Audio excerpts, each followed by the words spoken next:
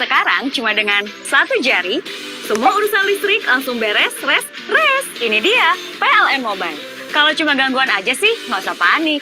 Tinggal tap menu pengaduan, cus petugas PLN-nya langsung datang. Atau mau isi token.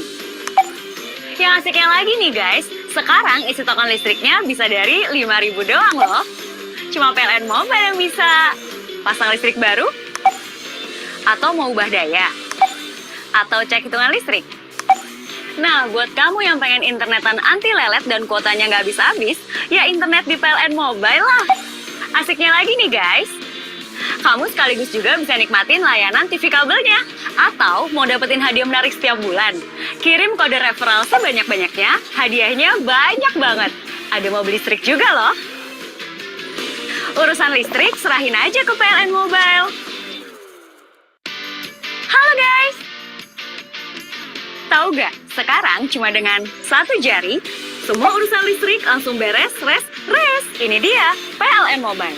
Kalau cuma gangguan aja sih, nggak usah panik. Tinggal tap menu pengaduan, cus petugas PLN-nya langsung datang. Atau mau isi token. Yang asiknya lagi nih guys, sekarang isi token listriknya bisa dari 5.000 doang loh. Cuma PLN Mobile yang bisa. Pasang listrik baru, atau mau ubah daya, atau cek hitungan listrik. Nah, buat kamu yang pengen internetan anti lelet dan kuotanya nggak habis-habis, ya internet di PLN Mobile lah. Asiknya lagi nih guys, kamu sekaligus juga bisa nikmatin layanan TV kabelnya. Atau mau dapetin hadiah menarik setiap bulan. Kirim kode referral sebanyak-banyaknya, hadiahnya banyak banget. Ada mobil listrik juga loh. Urusan listrik serahin aja ke PLN Mobile. Hidup itu penuh dengan kode. Ada kode yang bunyinya Agak-ugu. Ada juga yang bunyinya kode yang cuma satu gaya, tapi punya banyak makna. Kode yang ngomongnya A, Ya aja, terserah. tapi artinya B. Kode mata-mata. Kancil 1, kancil 2, gua ambil. Atau kode mata. Kode yang bikin seneng. Atau yang bikin ribet. Nomor rekening lu berapa? Apapun kodenya, kode buat transfer dibikin simple aja. Pakai QR ku ya? Oke, Tinggal scan QR, transferan beres. udah transfer ya. Udah masuk nih. Dengan QR ku dari BCA Mobile. QR ku. Hidup itu penuh dengan kode. Ada kode yang bunyinya Agak-ugu. Ada juga yang bunyinya kode yang cuma satu gaya, tapi punya banyak makna. Kode yang ngomongnya A, Ya aja, terserah. tapi artinya B. Kode mata-mata. Kancil 1, kancil 2, gua ambil. Atau kode mata. Kode yang bikin seneng. Atau yang bikin ribet. Nomor rekening lu berapa? Apapun kodenya, kode buat transfer dibikin simple aja. Pakai QR ku ya? Oke, Tinggal scan QR, transferan beres. udah transfer ya. Udah masuk nih. Dengan QR ku dari BCA Mobile. QR ku. Ini adalah negeri yang kaya dengan bermacam suku dan budaya. Beraneka pulau dengan keindahannya yang menghadirkan sebuah keberagaman bernama Indonesia. Bank Syariah Indonesia sebagai bank dengan fundamental yang kuat selalu berperan aktif dalam pesatnya pembangunan dan bertumbuhnya ekonomi. Menjadi energi majunya usaha kecil dan menengah. Menjadi berkah dalam membangun negeri. Bank Syariah Indonesia yang modern dan penuh inovasi selalu hadir untuk mewujudkan mimpi. Dengan berbagai produknya. Dengan keramahan layanannya. Membangun Indonesia, membangun manusia. Bank Syariah Indonesia. Ini adalah negeri yang kaya dengan bermacam suku dan budaya. Beraneka pulau dengan keindahannya yang menghadirkan sebuah keberagaman bernama Indonesia. Bank Syariah Indonesia sebagai bank dengan fundamental yang kuat selalu berperan aktif dalam pesatnya pembangunan dan bertumbuhnya ekonomi, menjadi energi majunya usaha kecil dan menengah, menjadi berkah dalam membangun negeri. Bank Syariah Indonesia yang modern dan penuh inovasi selalu hadir untuk mewujudkan mimpi. Dengan berbagai produknya, dengan keramahan layanannya, membangun Indonesia, membangun manusia. Bank Syariah Indonesia.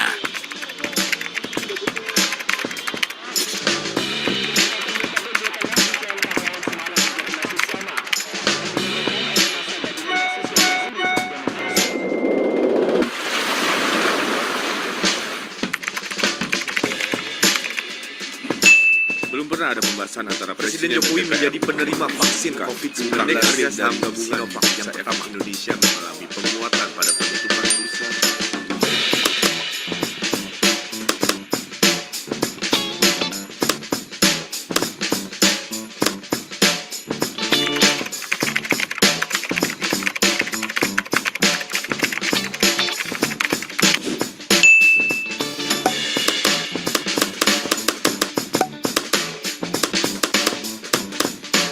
Koran Jakarta, kebenaran itu tidak pernah memihak.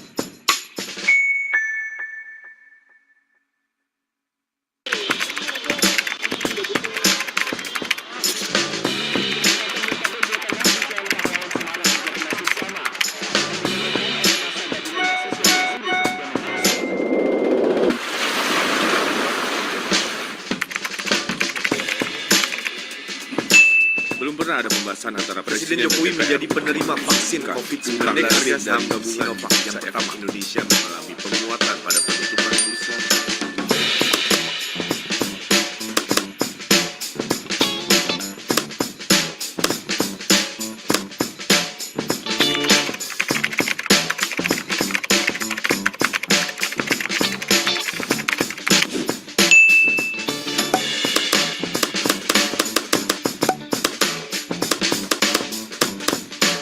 Koran Jakarta, kebenaran itu tidak pernah memihak.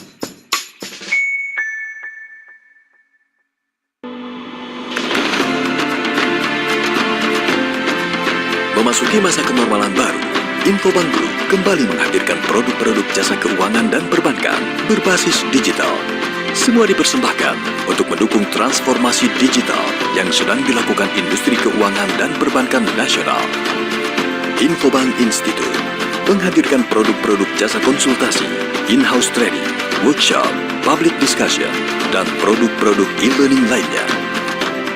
Biro Riset Infobank menyajikan produk-produk riset, analisis, mapping industri, dan outlook report. Infobank Event mempersembahkan event-event webinar, e-awarding, dan public communication berbasis digital.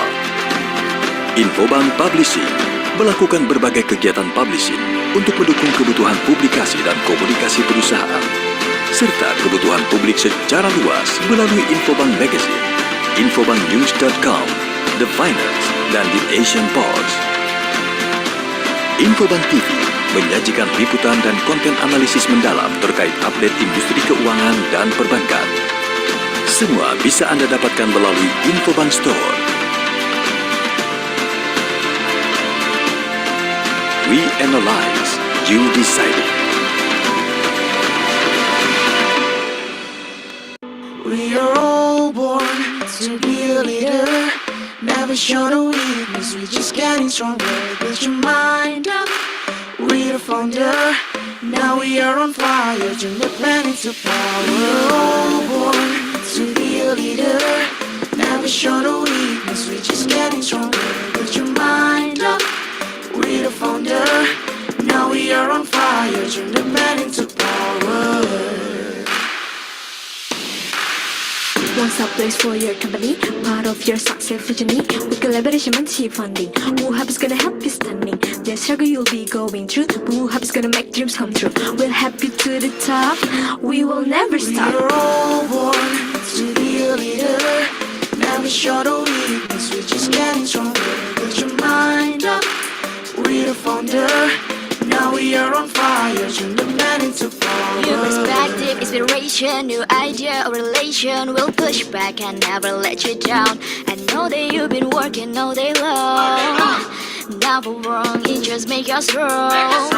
When we on fire, let's grow together. Speak it louder, throw all the fakes. We don't need flex, just down your work and having all the fun, yeah. So let's get up, don't give up. We have ecosystem for support and successful startups. We are all born to be a leader. Never short of weakness, we're just getting stronger. Put your mind up, we're the founder.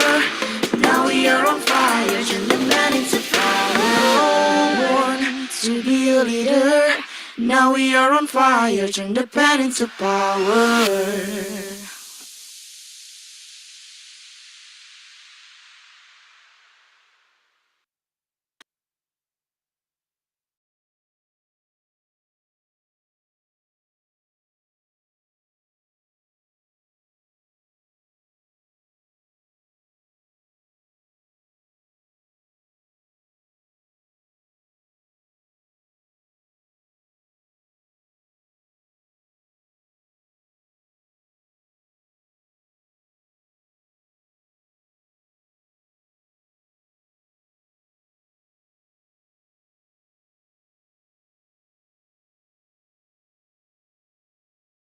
Assalamualaikum warahmatullahi wabarakatuh. Shalom, Om Swastiastu, Namo Buddhaya, Salam Kebajikan, and may God's blessings be upon us. Good morning, and welcome to the 12th Tax Intercollegiate Forum webinar. A very warm hug to each and every one of you. My name is Noel. And I'm Karen. We will guide you throughout the webinar today. Before starting, let me read out the rules that participants must obey during the webinar. First, participants are expected to stay on the platform from start to finish. Second, participants are expected to rename their Zoom to your first and last name - institute. I repeat, your first and last name - institute. The unique code to fill in the attendance link will be displayed on the screen once at a random time. Hence, we expect participants to pay attention throughout the whole webinar.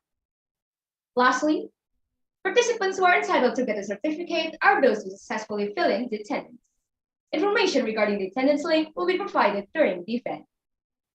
Furthermore, I would like to also inform you regarding the procedure for submitting questions during the webinar. First, participants can type questions on the Q&A platform. After that, you can write down the questions with the format, your name, to whom the question was asked, your questions. The questions will then appear in the Q&A box. After that, the participants will get a notification if the host has answered the question. Participants can also give likes or comments on other participants' questions to help the host see the top and popular questions. Lastly, participants who are on the YouTube platform can directly write questions on the YouTube chat column. The Tax Intercollegiate Forum is an annual event that aims to increase knowledge and insight into the world of taxation. This event was organized by the Studi Profesionalisme Akuntan of FEB UI. This year, the 12th Tax Intercollegiate Forum is bringing the theme of Undertaking Tax Policy in accordance with G20’s digital economy transformation. The 12th Tax Intercollegiate Forum consists of several series of events, starting from a tax competition that has been running since August to finally the webinar session today on October 1st, 2022. The 12th Tax Intercollegiate Forum was held under the support of Studi Profesionalisme Akuntan, SPA FEB UI, and is sponsored by BCA, PLN, Iluni FEB UI, WUHAB, and Zoom Master Pro. The event is also supported by our media partners, which is Poskota.net, Koran Jakarta, Depok 24 Jam, Majalah Pajak, Kabarkampus.com, Warta Ekonomi, DDTC, Event Web Indonesia, Kata Data, Z Radio 99.9 FM, Executive, VBIZ News, Infobank, Marketeers, HIPWI, Ortex, Minmore.id, Infoseminarworkshop.id, seputar seminar, webinar.gratis, info.seminar.nasional, infobintaro.com, ISEC.UI, info.seminar, infolombaevent.id, event.campus, point campus,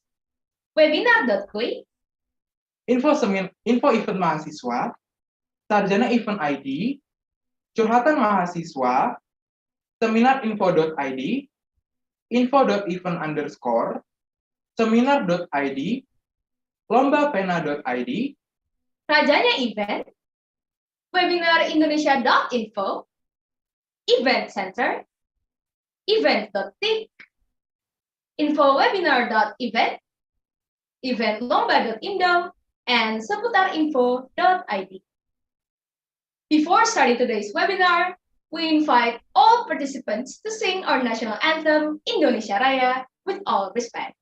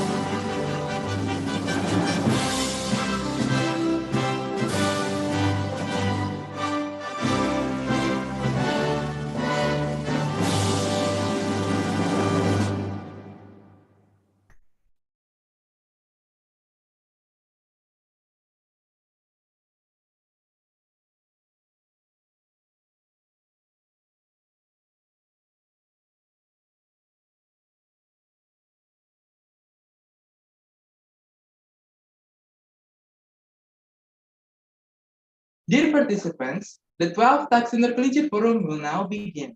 To start off, we will hear a welcoming speech from Mateus Todo, who is the project officer of the 12th Tax Intercollegiate Forum webinar. The screen is yours, Todo.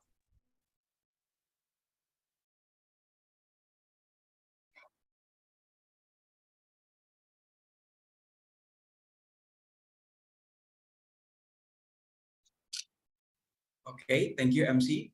Good morning, ladies and gentlemen. My name is Mateus Todo. We are pleased to welcome you to the 12th Tax Intercollegiate Forum seminar. I hope that you all in a good shape amidst this condition. First of all, as a project officer, I would like to say thank you to our professional speakers and moderator, Mr. Yanu Asmadi, Professor Adrian Sawyer, Mrs. Suska, Mr. Muslimin Damanhuri, and Mrs. Tjen. I would also say thank you to our Head of Department Accounting of Universitas Indonesia, Ibu Yulianti, for joining us on today's event. Tax Intercollegiate Forum is an annual tax event under the supervision of Studi Profesionalisme Akuntan SPA FEB UI. As one of the oldest student-organized annual tax events, Tax Intercollegiate Forum commits to actively contribute to the sustainability of tax education to various stakeholders. This year's, the 12th Tax Intercollegiate Forum brings the theme Undertaking Tax Policy in accordance with G20's digital economy transformation. As we know, the G20 presidency hosted by Indonesian government will become a forum for formulating various new taxation policies.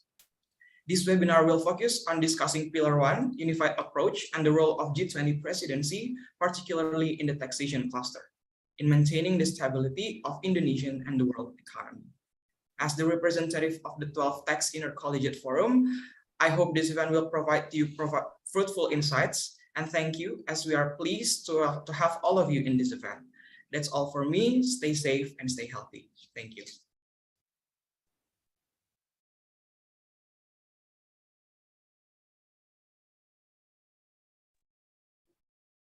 Thank you, Todo, for the kind welcome.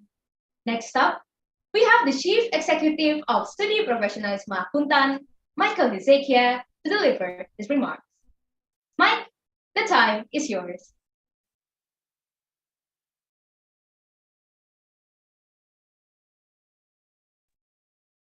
Good morning, everyone, and thank you, MC.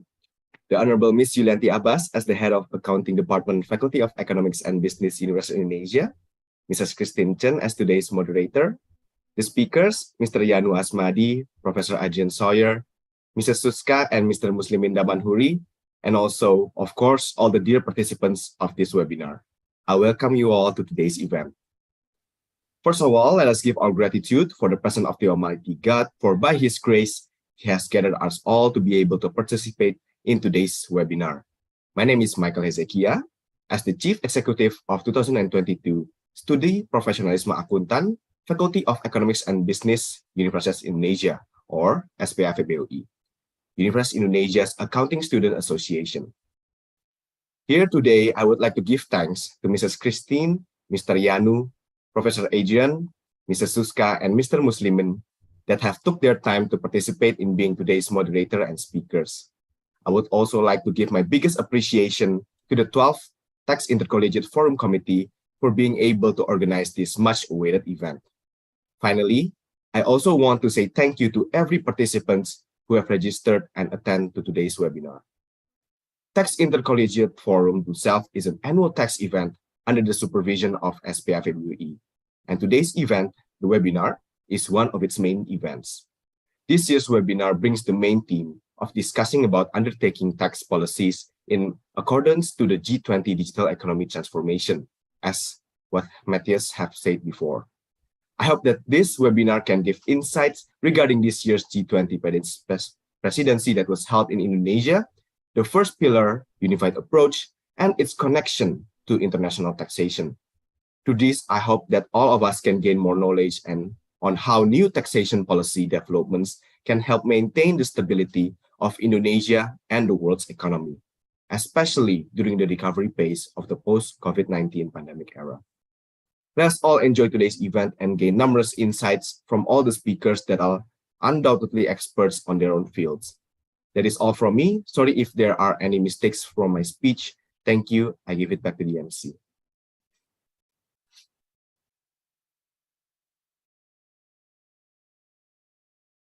Thank you, Mike, for welcoming all of us attending here. Lastly, our event would not be successful without the support from the Department of Accounting, Faculty of Economics and Business, Universitas Indonesia. So, we will let Mrs. Yulianti, as head of the accounting department, to give her speech. Mrs. Yulianti, the time is yours. Okay, thank you, MC. Can you hear my voice clearly? Okay, Assalamualaikum warahmatullahi wabarakatuh. Good morning, everyone. Thank you for all the committee, the participants for joining the 12th, it's the 12th, right? The Tax Intercollegiate Forum on this beautiful Saturday morning. I'm very pleased to welcome you all. So I also want to welcome our honorable guest today. We have Mr. Yanu Asmadi from the Directorate General of Taxation. We also have here Professor Adrian Sawyer from University of Canterbury. It's really great to see you again. We have Mrs. Suska from BKF, and we have Mr. Muslimin Damanhuri from Deloitte Solutions. And of course, we have our beloved moderator, Mrs. Christine Tjen. So thank you for the speakers and moderator for being here. And we're looking forward to the talk and fruitful discussion that certainly will follow the talk. So this Tax Intercollegiate Forum is the annual tax event held by SPA FEBUI. You probably have known SPA with their really diverse activities, but specifically, I think this forum is an event held by the tax division.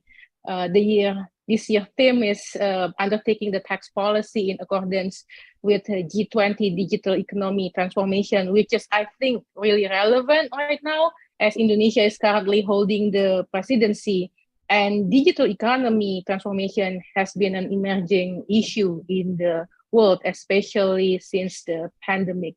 And since tax is something that's closely related with business, of course, this digital economy transformation will brought close attention to the issue of international taxation, especially about taxation rights and fairness in international taxation.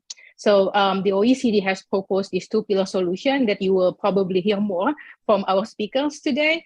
And our keynote today will, I think, specifically talking about reforming the tax policy, how to address this digital economy transformation. And then there will be like 3 webinars talking about specifically about Pillar 1, for now, Pillar 1, and then the tax transparency. So this is a really full-packed webinar. You know, when I saw the flyer, wow, you will get a lot of information from today's webinar. This will be a great source of information for those of you who want to update your knowledge, especially about international taxation, or if you have like a specific interest about taxation. So I encourage you to gain as much knowledge as possible, not just from the talk, but also during the discussion and Q&A with our honorable speakers. Last but not least, I want to congratulate SPA, especially the TIF committee, for the successful series of events. I know you are in the middle of the semester, going towards the midterms, but you know you can hold everything well and manage to hold this really important event. Okay, so I won't hold you back from the webinar any longer. So everybody enjoy the webinar and see you in the other event of SPA. Thank you very much.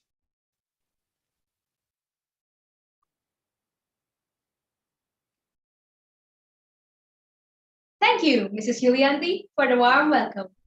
All participants, we are now moving on to the first session of the Undertaking Tax Policy in accordance with G20's Digital Economy Transformation webinar. Over the next 2.5 hours, we will listen to all the amazing speakers we have here about Pillar 1, the unified approach and the role of the G20 presidency in Indonesia, particularly in the world of taxation, in maintaining the stability of the Indonesia and global economy. Before we continue, I would like to remind you to obey the rules during the webinar. Participants are also allowed to ask questions during the webinar about the material presented by the speakers through the Q&A feature on the platform. Questions can be asked with the format, your name, dash, to whom the question was asked, dash, your question. I repeat, your name, dash, to whom the question was asked, dash, your question. We will now move on to the keynote speech session. For your information, Mr. Marcella Natania, who was previously announced to be our keynote speaker, notified that he will be unable to attend the webinar today and therefore gave special instructions to Mr. Yanu to represent him. Mr. Yanu Asmadi is currently the Deputy Director of International Taxation for Disputes Prevention and Settlement at the Directorate General of Taxes. In 1990, he earned his Bachelor of Law from Erlangga University in Surabaya and earned his Master's in Tax Administration from the Paris Dauphine University in France in 1998. He has been serving in the Directorate General of Taxes since 2016 and previously assumed several positions, namely Head of the Objection Division at the West Sumatra and Jambi, Regional Tax Office in 2016 up to 2019, and head of the North Jakarta Regional Tax Office in 2019 up to 2021. It is an absolute honor to have him here with us this morning. So, would you please welcome Mr. Yanu Asmadi?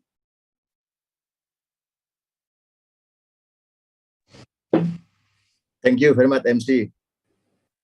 The honorable speakers, Ibu Suska from the Center of National Policy and Revenue, Pusat Kebijakan dan Pendapatan Negara, Pak Muslimin Damanhuri from Deloitte, and Professor Adrian Sawyer from University of Canterbury, and all distinguished participants in this webinar. Ladies and gentlemen, Assalamualaikum warahmatullahi wabarakatuh. Good morning. It is a great pleasure for me to deliver a keynote speech for today, forum with the theme Undertaking the Tax Policy in Accordance with G20 Digital Economic Transformation. Allow me to begin by talking our host FEBUI for the effort of making this forum. I am Yanu Asmadi, Deputy Director of Internal Taxation, Directorate General of Taxes. On behalf of the Director of International Taxation, Bapak Bekar Satria Utama, would like to pass through his apology for not being able to join today discussion due to another agenda. Hence, I am here to represent him by participating today's webinar. On this occasion, I would like to share a brief discussion about G20 and relationship between the ongoing G20 summit and the tax transformation promoted by the OECD Digital Tax Two-Pillar Solution in under the achieve of more fairness in international taxation.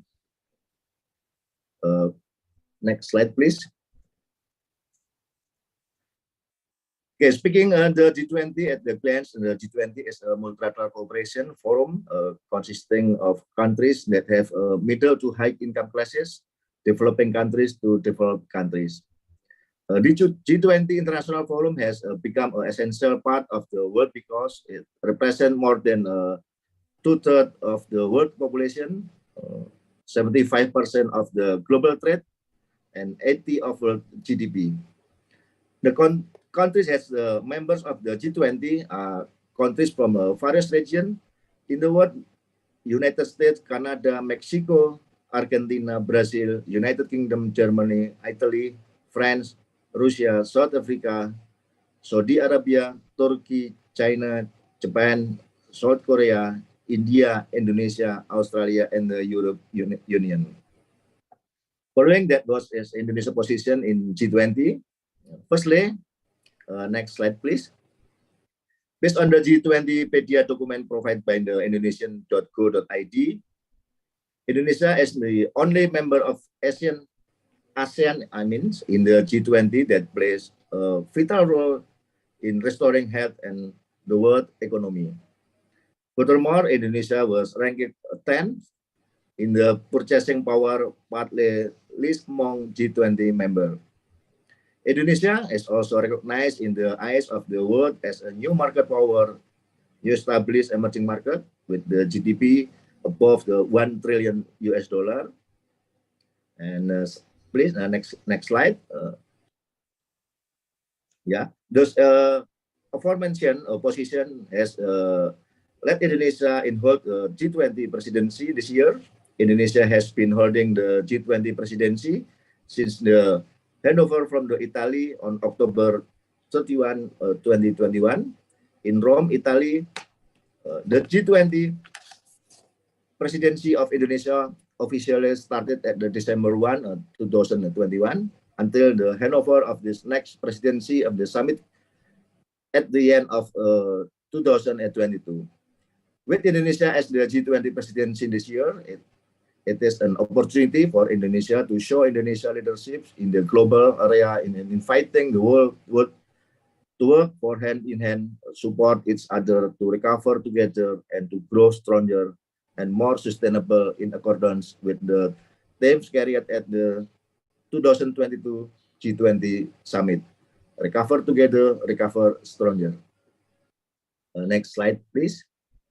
In the series of G20 event in 2022, last July, the G20 Ministry Tax Symposium was held in Nusa Dua, Bali. This hybrid activity brings together ministerial-level policymakers to discuss international tax challenges and the role of the G20 in supporting taxation and development in developing countries. As well, acknowledge that the COVID-19 pandemic has doubtfully created a fiscal strain for developing countries.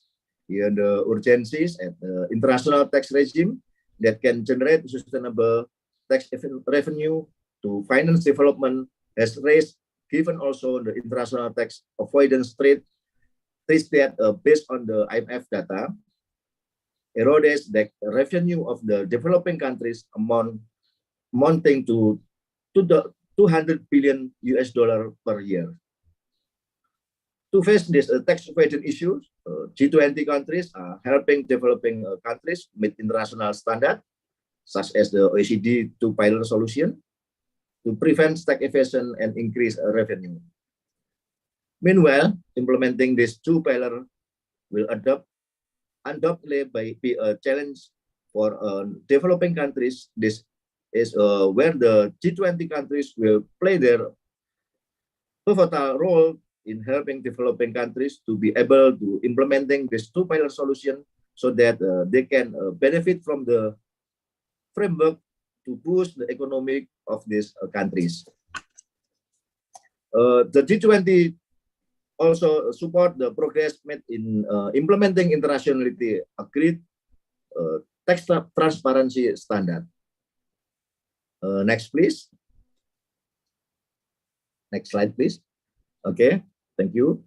Further of the G20 countries will provide support for the development at Pillar 1 of preparation in the completion of the model rules in Pillar 2 anti-base globe erosion, one of which is in the form of development of the multilateral convention for the implementation of the new taxation nexus in Pillar 1. The G20 calls for finalization and consistent implementation at the global level, and welcome to the continued development in the multilateral convention to Pillar 1. Accelerated the implementation of several elements of Pillar 1, including the scope and function of new tax right. Support or progress made in implementing internationality agreed tax transparency standard. Next slide, please. Then what issues were discussed by the G20 forum? In the G20 forum, two current issues are discussed, the finance track and the Sherpa tracks.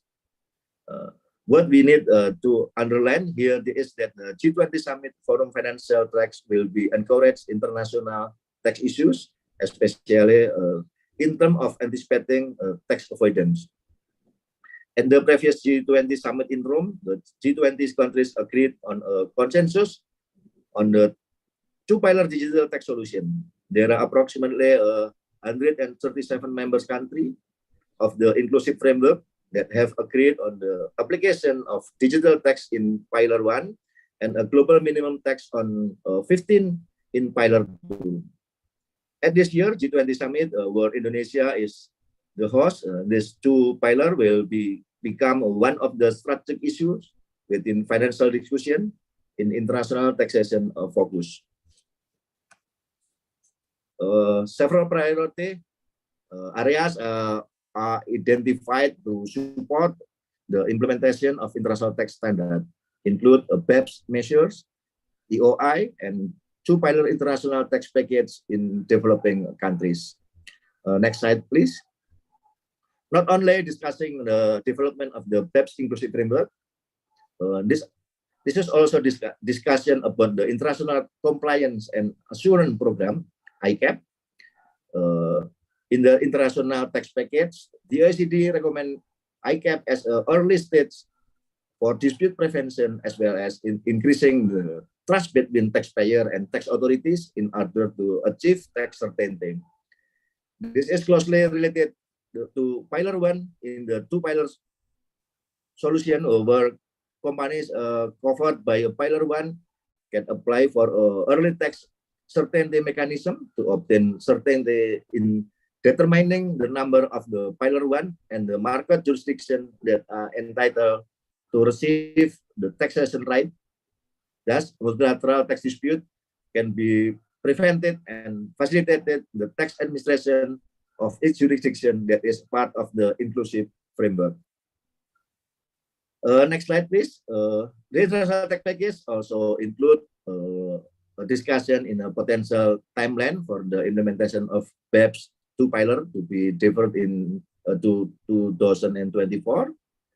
The initial target for the completion of the Pillar 1 project based on a consensus in October 2021 is the signing of the MLC in mid-2022 and the implementation of Pillar 1 in early 2023.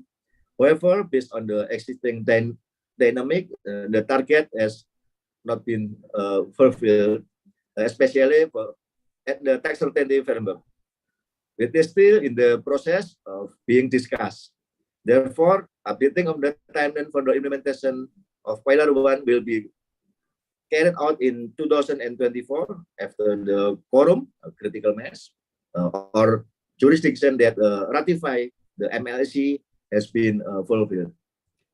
Coordinating and cooperation between countries in the corporation tax are essentially for economic recovery to realize a more robust, inclusive, and sustainable economic governance. The implementation of the tax in the digital economic as a whole is expected to create a trend for the business competition. Thank you, and I think I will to bring the concluding remark. How Indonesia presidency at the G20 this year in relation to the unified approach of the two-pillar digital tax solution will be discussed comprehensively in the discussion in the further session of this forum by the speaker at the webinar, Professor Adrian Sawyer and Ibu Suska, and I think with the Pak Muslimin Damanhuri also. Again, I highly appreciate FEB UI for organizing this event. Without further ado, I will give the floor back to the moderator, MC or Ibu Christine, I think. Thank you. Wassalamualaikum warahmatullahi wabarakatuh.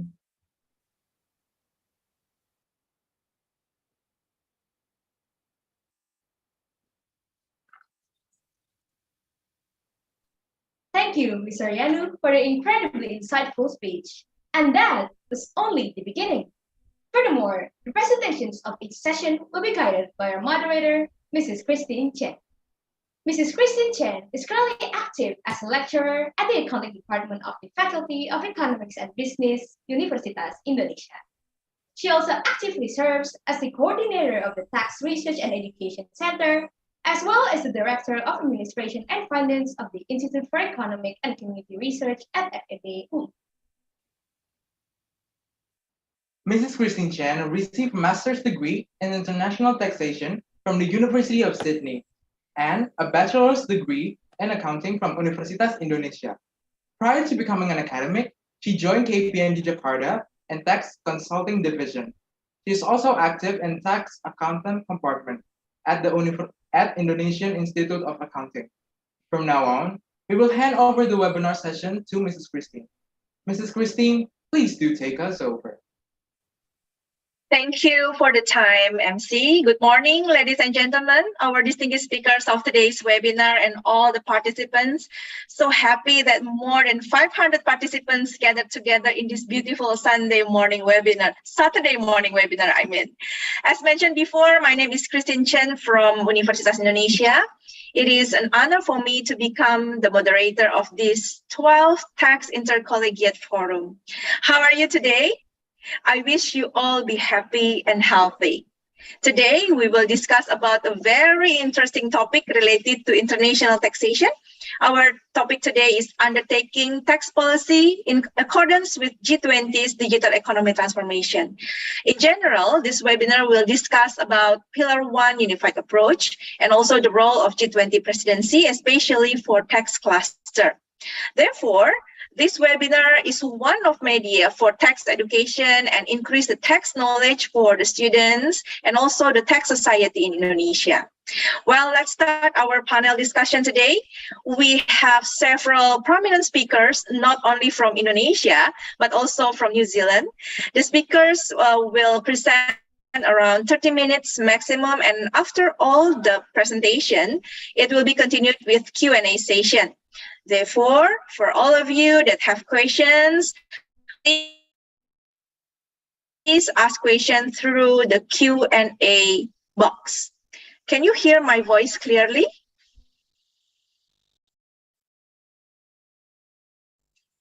Yeah? Okay, let me continue. Let me introduce our first speaker. The first speaker is Professor Adrian Sawyer. He will discuss about exerting OECD's Pillar 1 tax policy on MNEs to actualize the international financial stability and sustainable growth. Let me introduce Professor Adrian Sawyer. Professor Adrian Sawyer is the Professor of Taxation of Canterbury University, New Zealand. He is also the Barrister and Solicitor of the High Court of New Zealand, and also the Fellow Chartered Accountant and Fellow Certified Practicing Accountant Australia. Without further ado, I would like to invite Professor Adrian Sawyer to share with us his presentation. Adrian, the screen is yours. Thank you. Now, would you like me to share my screen, or is it all my slides going to be shared for me? Do you want to share screen by yourself, or okay? There is the yes, yeah. Okay, Right. ready. Yes. Thank you. I'll just ask when the next slide to be moved on, if that's all right. Okay. Good morning, good morning, everyone, and welcome to the session. It's indeed an honour, and I would like to express my thanks to the organising committee for inviting me to be part of this webinar event. Just so you know up front, I do have a bit of a husky voice, but I do hope it will last the session. So I have the honour today of setting the scene in terms of looking at the BEPS 2.0, particularly looking at Pillar 1. So I'm going to do a wee bit of a background just so that everybody comes from a common background to know how we've travelled to where we are now. Then I'll focus on both the two stages of BEPS, very brief on BEPS 1.0, but most on 2.0, and then have most of the time looking at Pillar 1. Next slide, please. So as you can see, we've gone from BEPS 1 to BEPS 2.0. BEPS 2.0 has a focus on the digital economy, which was briefly included in BEPS 1.0, but there was very little detail. Now, one note of caution, what I'm saying today is that BEPS 2.0 is still at what we'd call at most a high-level agreement, that is, in principle agreement. So my observations still remain tentative until everything is finalised and then in due course implemented and put into place. Now, next slide, please. So back in 2021, one of the OECD documents sets out what BEPS is. So just so that we're on the same page, BEPS refers to tax planning strategies of multinationals that exploit gaps and mismatches in tax rules to artificially shift profits to low or no tax locations where there is little or no economic activity, or to erode tax bases through deductible payments such as interest or royalties. So although some of these schemes are illegal, most are not. However, what this does is undermines the fairness and integrity of tax systems because businesses that operate across borders can use these techniques to gain a competitive advantage over those that operate at a domestic level. And particularly when taxpayers see these multinationals legally avoiding income tax, it can undermine voluntary compliance by all taxpayers. Next slide, please. So the original BEPS package provided 15 actions to equip governments with both domestic and international instruments to tackle tax avoidance. And so the aim is that countries would have the tools to ensure that profits will be taxed where economic activities generating the profits are performed and where value is created. It was also to give businesses greater certainty by reducing disputes over the application of international tax rules and standardising compliance requirements.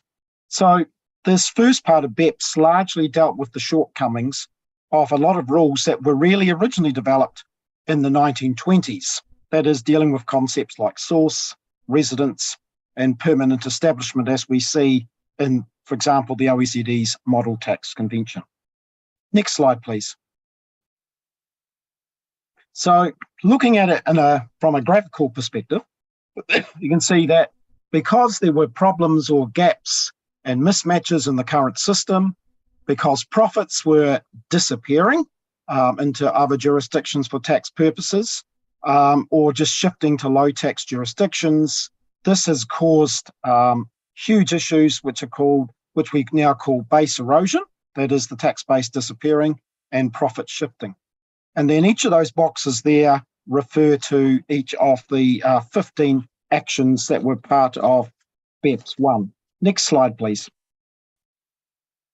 So as you can see, what the various actions were, the one that we're going to focus on today is actually action number 1, which was to address the challenges of the digital economy.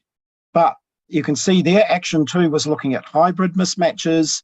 Number 3, the controlled foreign company rules. Number 4, where there's base erosion due to interest deductions. Number 5, where there were harmful tax practices in jurisdictions.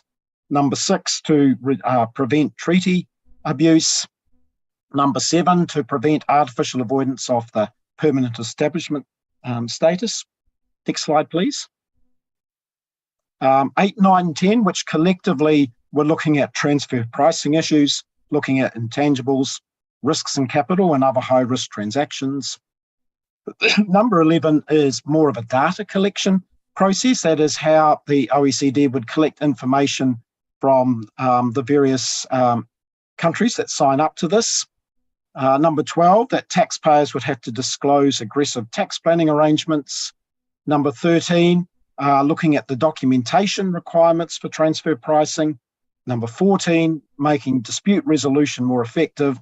And number 15, to develop a multilateral instrument to implement these measures under BEPS 1 and allow countries to amend their bilateral tax treaties.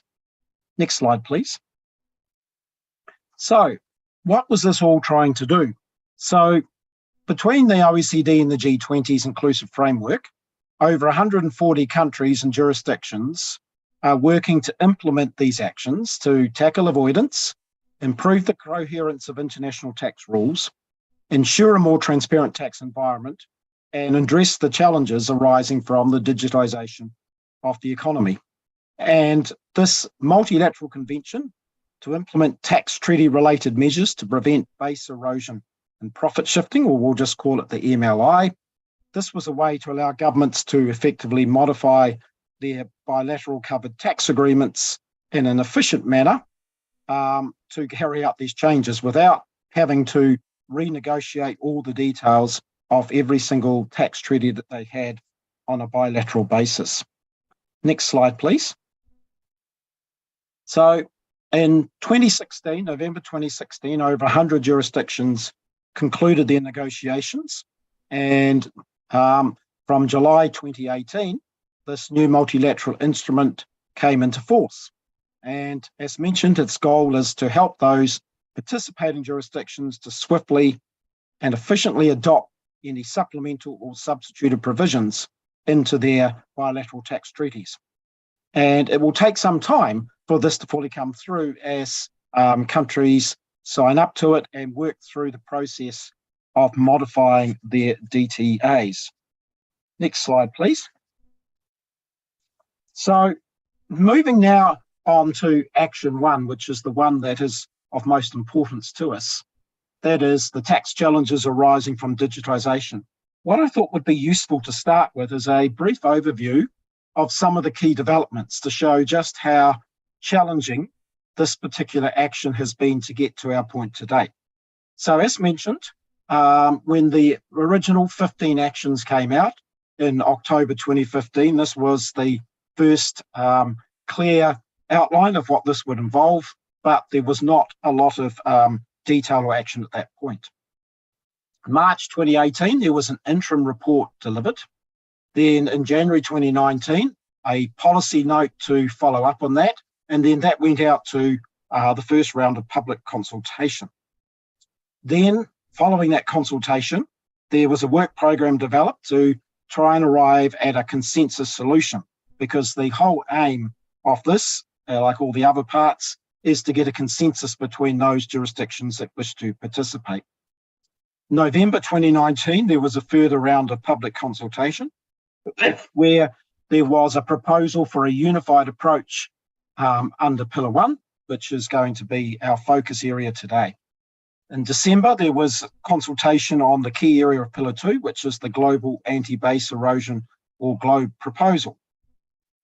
Moving on to 2020, there was a statement that came out again about the two-pillar address and where things would head. Then there were further reports in October 2020 on each of Pillar 1 and Pillar 2. Then at the end of 2020, there was another round of consultation on the Pillar 1 and Pillar 2 blueprints. Next slide, please. Then moving into 2021, there was a round of public consultation meetings on those reports.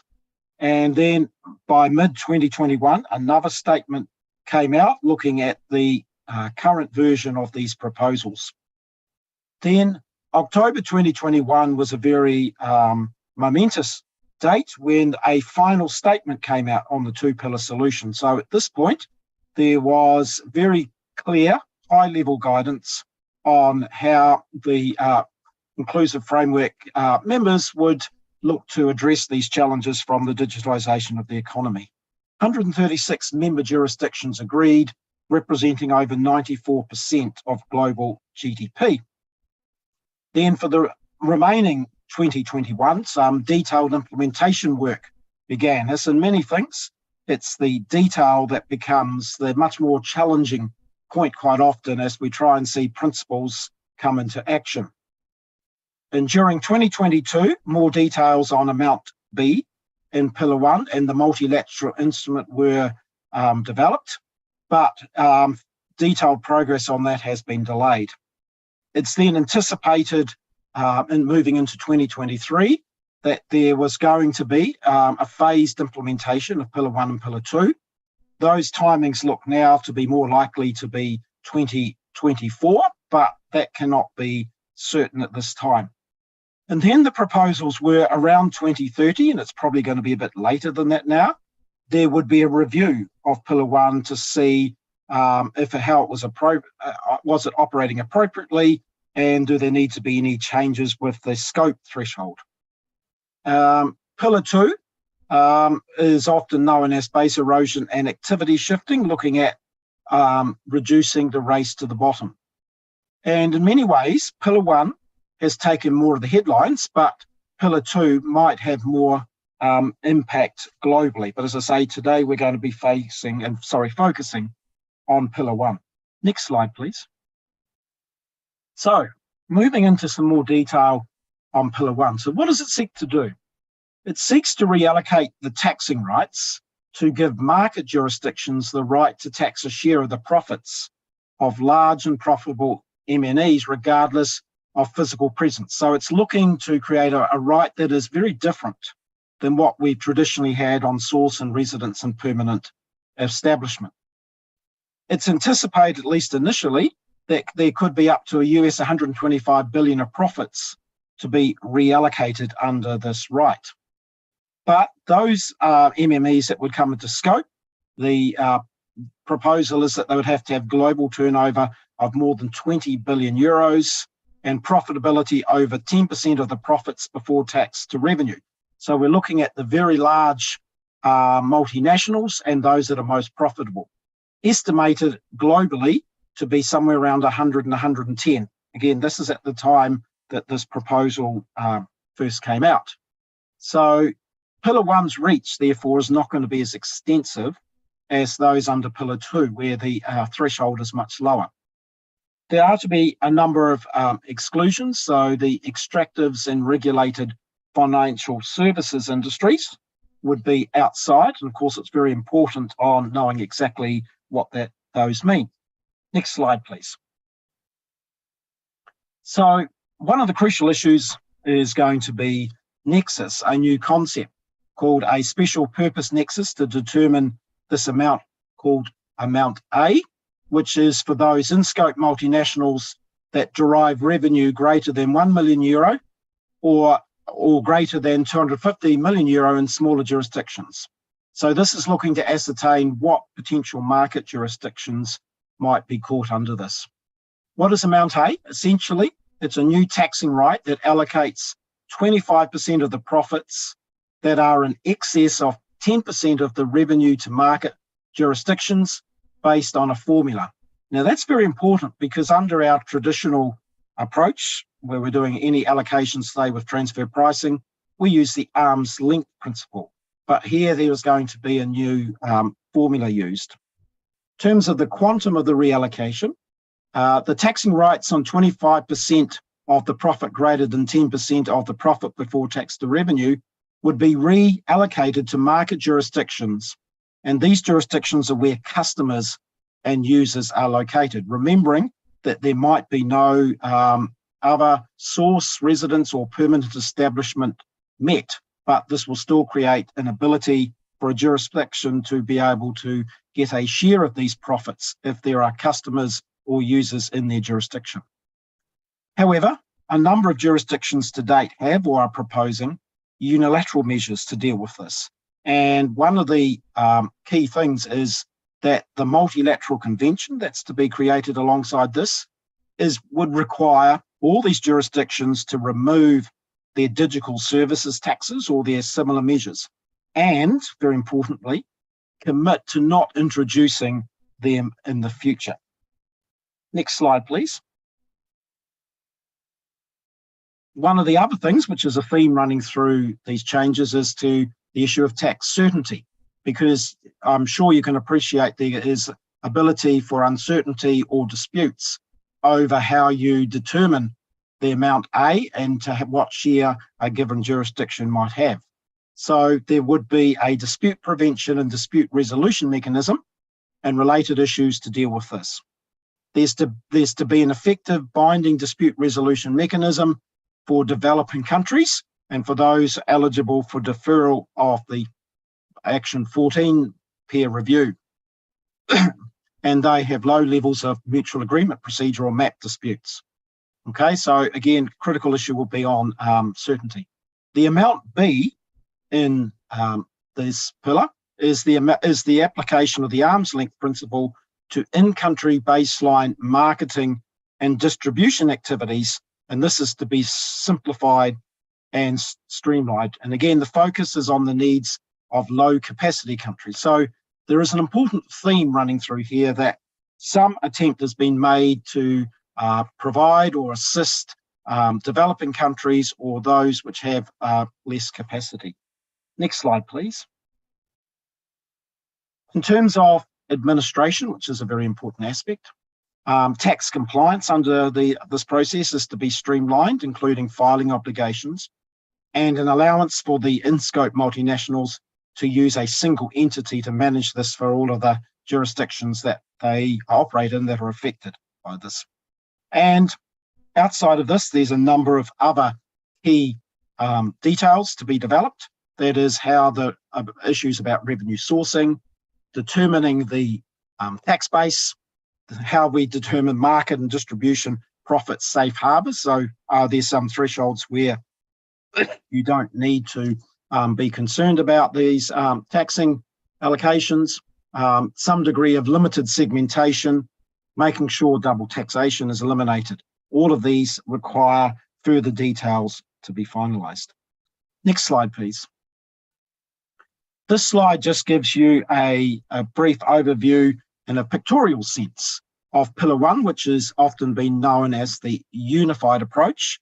And you can see that there's a large number of components for which the details all need to be developed for working out amount A, much more complex than working out amount B, then the issues regarding tax certainty, then implementation and administration. Next slide, please.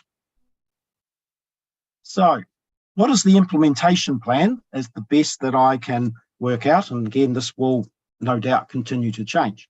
So this amount A we've been talking about is to be implemented via a multilateral convention, in some ways a similar approach to the multilateral instrument that was done under BEPS 1. It will require all jurisdictions to undertake domestic ratification and law changes. The intention was to come into effect in 2023. That's not going to happen. It may now be 2024. The multilateral convention, to facilitate the implementation for all jurisdictions, even if there's no tax treaty existing. Excuse me. So that's quite important, that you might not have a tax treaty with a given jurisdiction, but the multilateral convention will facilitate the implementation of this rules. And there's also going to be an explanatory statement to accompany this. The multilateral convention is to include the rules to determine and allocate amount A, to eliminate double taxation, to simplify the administration processes, to facilitate exchange of information process, to put in the processes for dispute prevention and resolution, and address interactions with existing and future bilateral tax treaties. The task force on the digital economy is to clarify and define the features of amount A, including the elimination of double taxation and what other marketing and distribution profits safe harbour, and then develop the content. This was originally intended to conclude in 2022 with a signing of this agreement for mid-2022. I've got there now 2023. This is probably more likely to be 2024. Next slide, please. In terms of these digital services taxes, the multilateral convention will require their removal and a commitment not to introduce these or any similar measure in the future. And one of the issues that has still to be determined is what is a digital service tax or its equivalent, because this will need to be made clear and included as part of the multilateral convention as well as in the explanatory statement.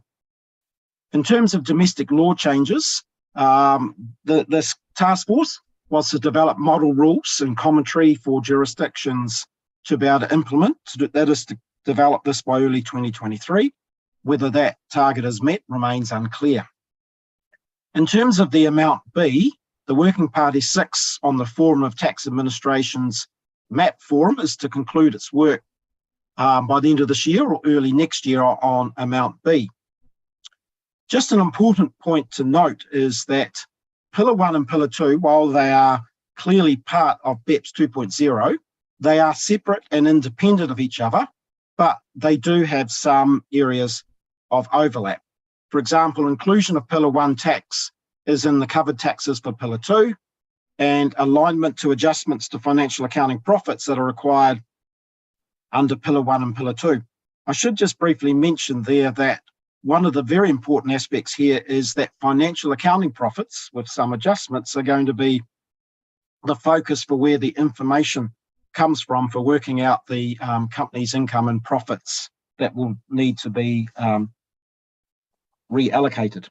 Next slide, please. So, latest developments, where are we at the moment? First of all, a progress report on amount A of Pillar 1 was released on the 11th of July, which sought feedback on the proposed technical design of amount A. but there were no detailed rules on administering that right at that point in time. There were 70 public comments received. Many were positive. Many emphasised the need for practicality, which for an MME is very important, and the practitioners that support them. There was a call for clarity and certainty, and this should be balanced with accuracy. So it's not all about accuracy, it's balancing this with practicality, clarity, and certainty. On the 12th of September, so just a few weeks ago, there was a public meeting held and waiting to be able to get the details of the outcome. So my parting comment there is unsure at this point in time when implementation will occur. If you're an optimist, it will occur at some point in time.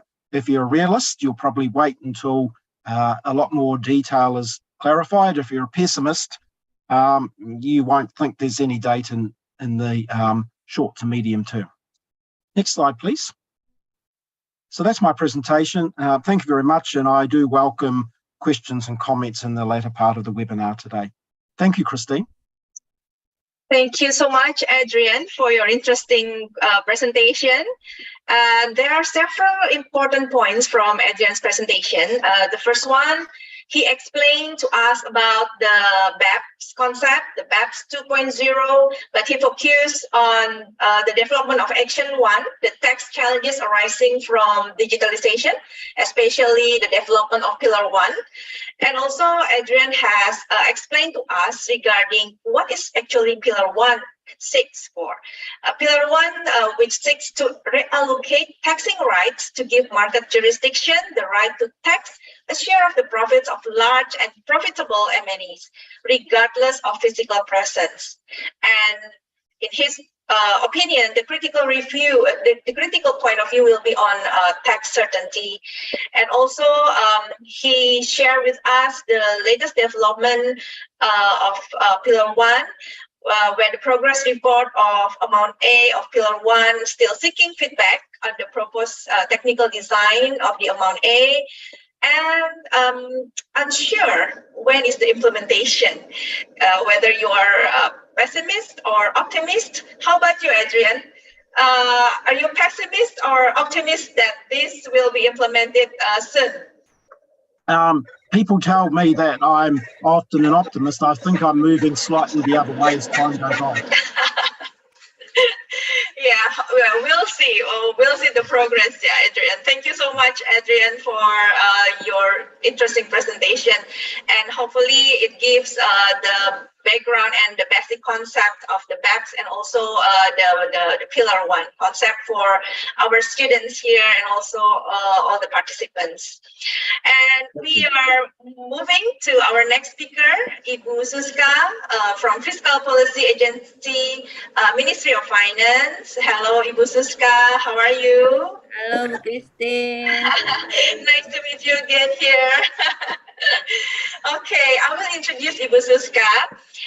Ibu Suska is graduated, she got a PhD in economics from University of York, United Kingdom, and she got a master in economics from University of Indonesia, and also master in public finance from National Graduate Institute for Policy Studies, BRICS, Tokyo, Japan.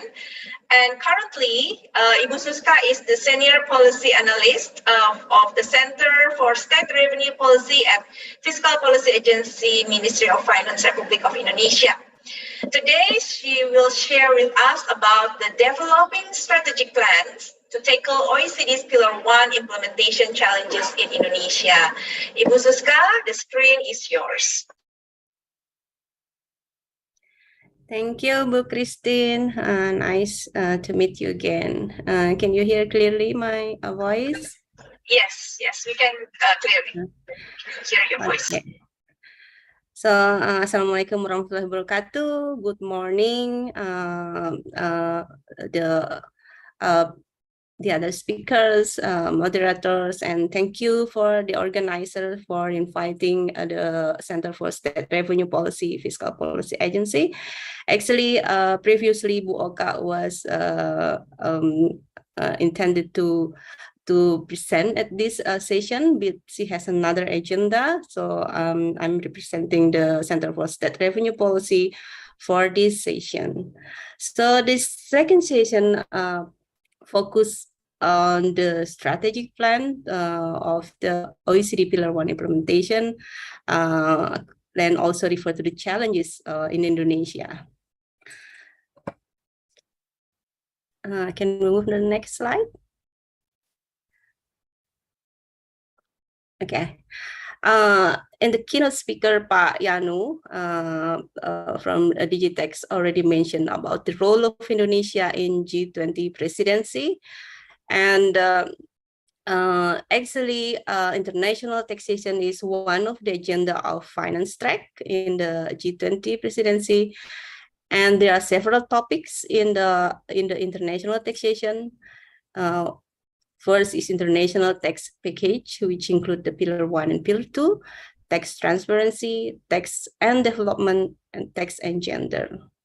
So the last meeting in July, the G20 meeting issued chair summary.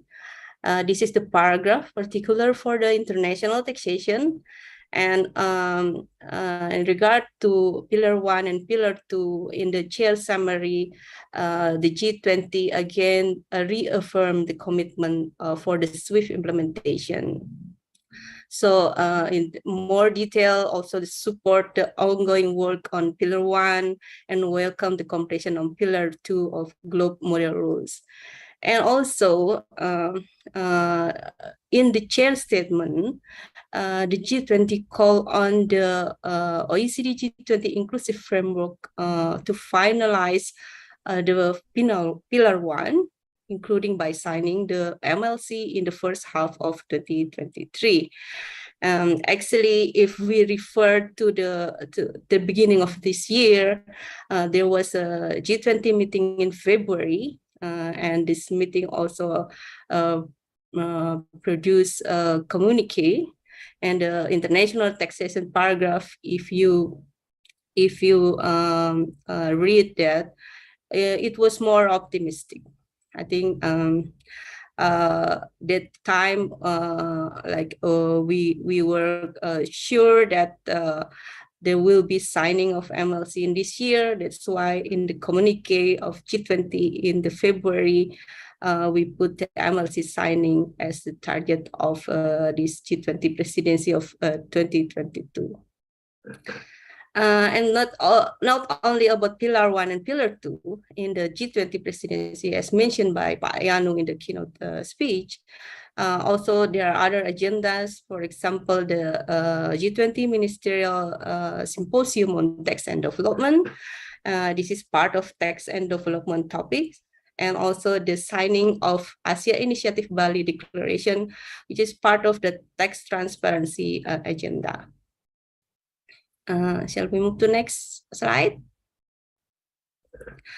This is the timeline, actually, in the keynote speech and also in Professor Adrian presentation is also been explained. I just want to show you that particularly in 2022, the current progress is in July 2022, there was a publish of progress report amount A, and next week there will be a BEPS inclusive framework meeting in Paris to discuss about the progress report of amount A and also the tax certainty and tax administration part of this amount A.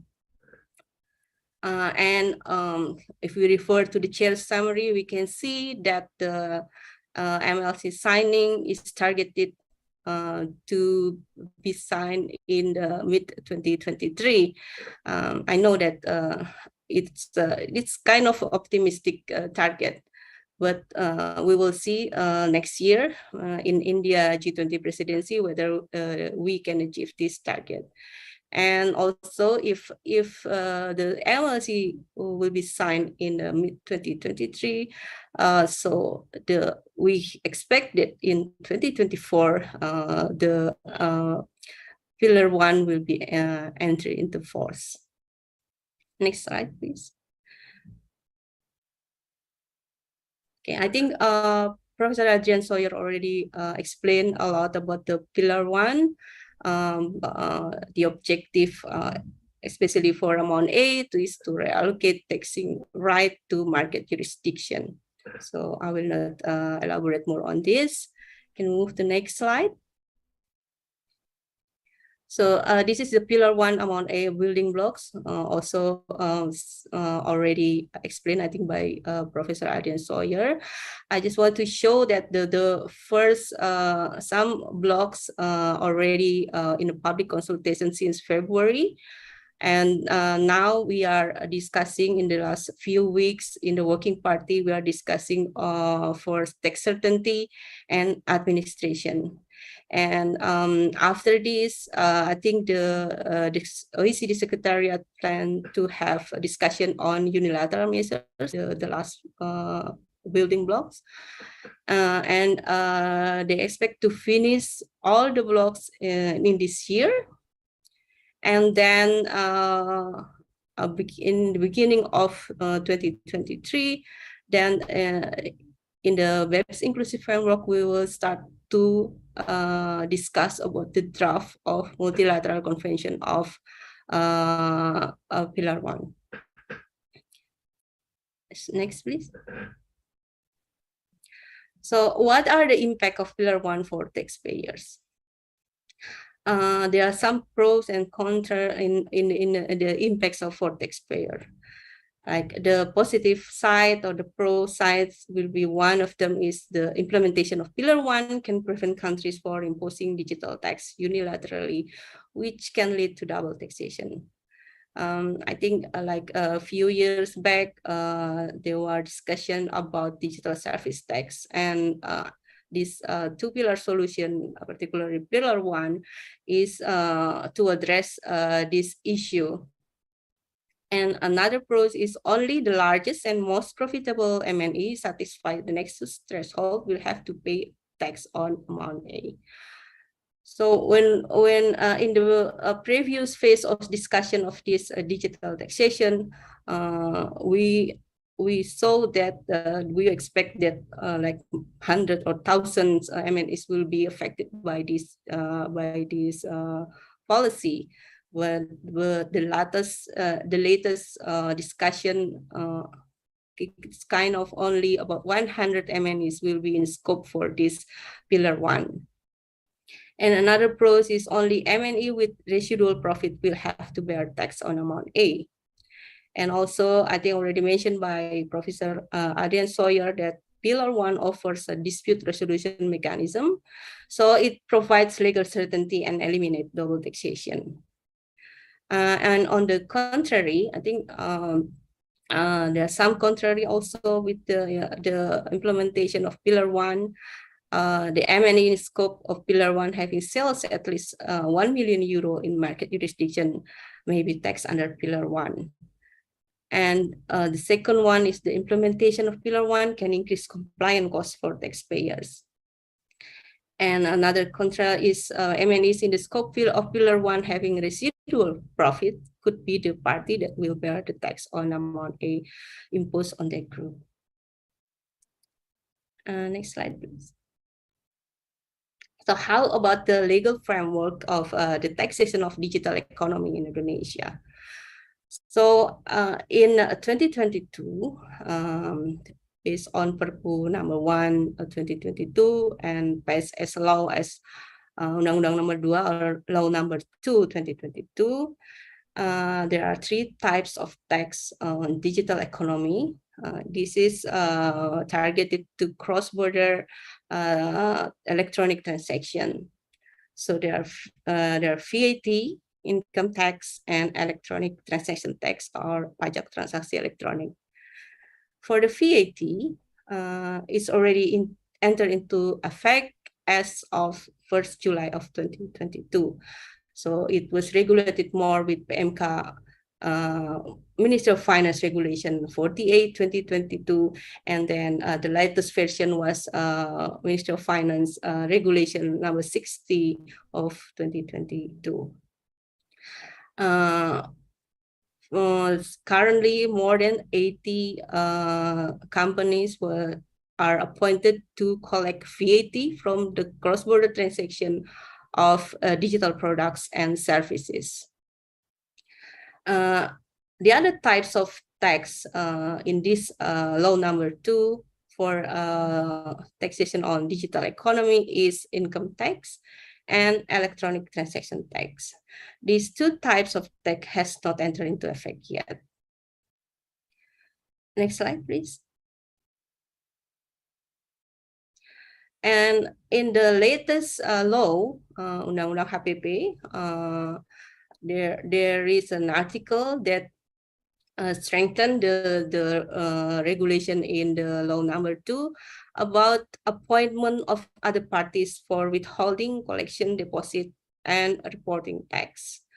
So based on this article, the Minister of Finance can appoint another party to withhold, collect, deposit, and report tax in accordance with the provision of the law and a regulation.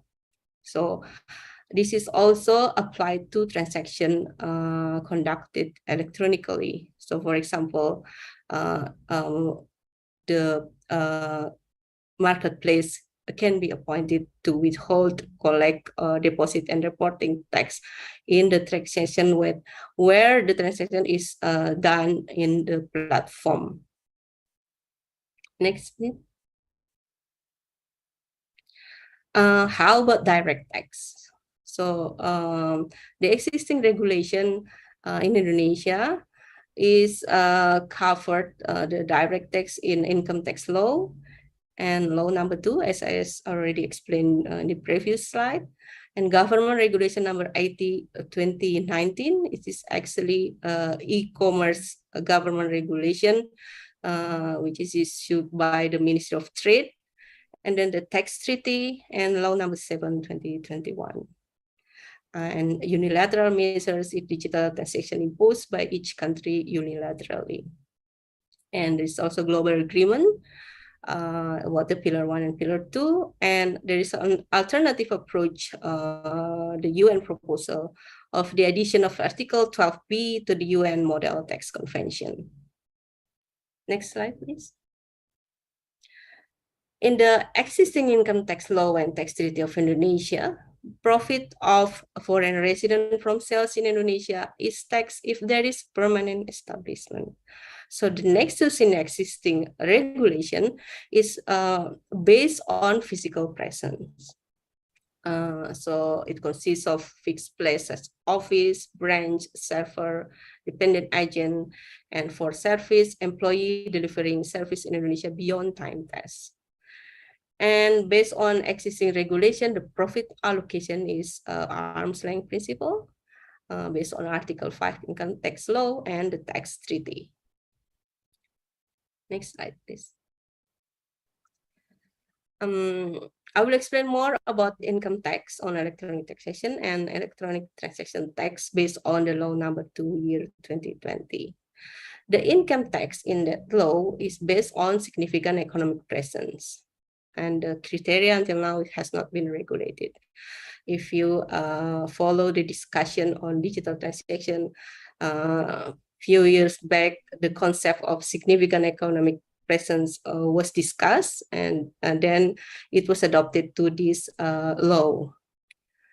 And the income tax on electronic transaction is applied to foreign digital company domiciles in country which is non-tax treaty partner of Indonesia.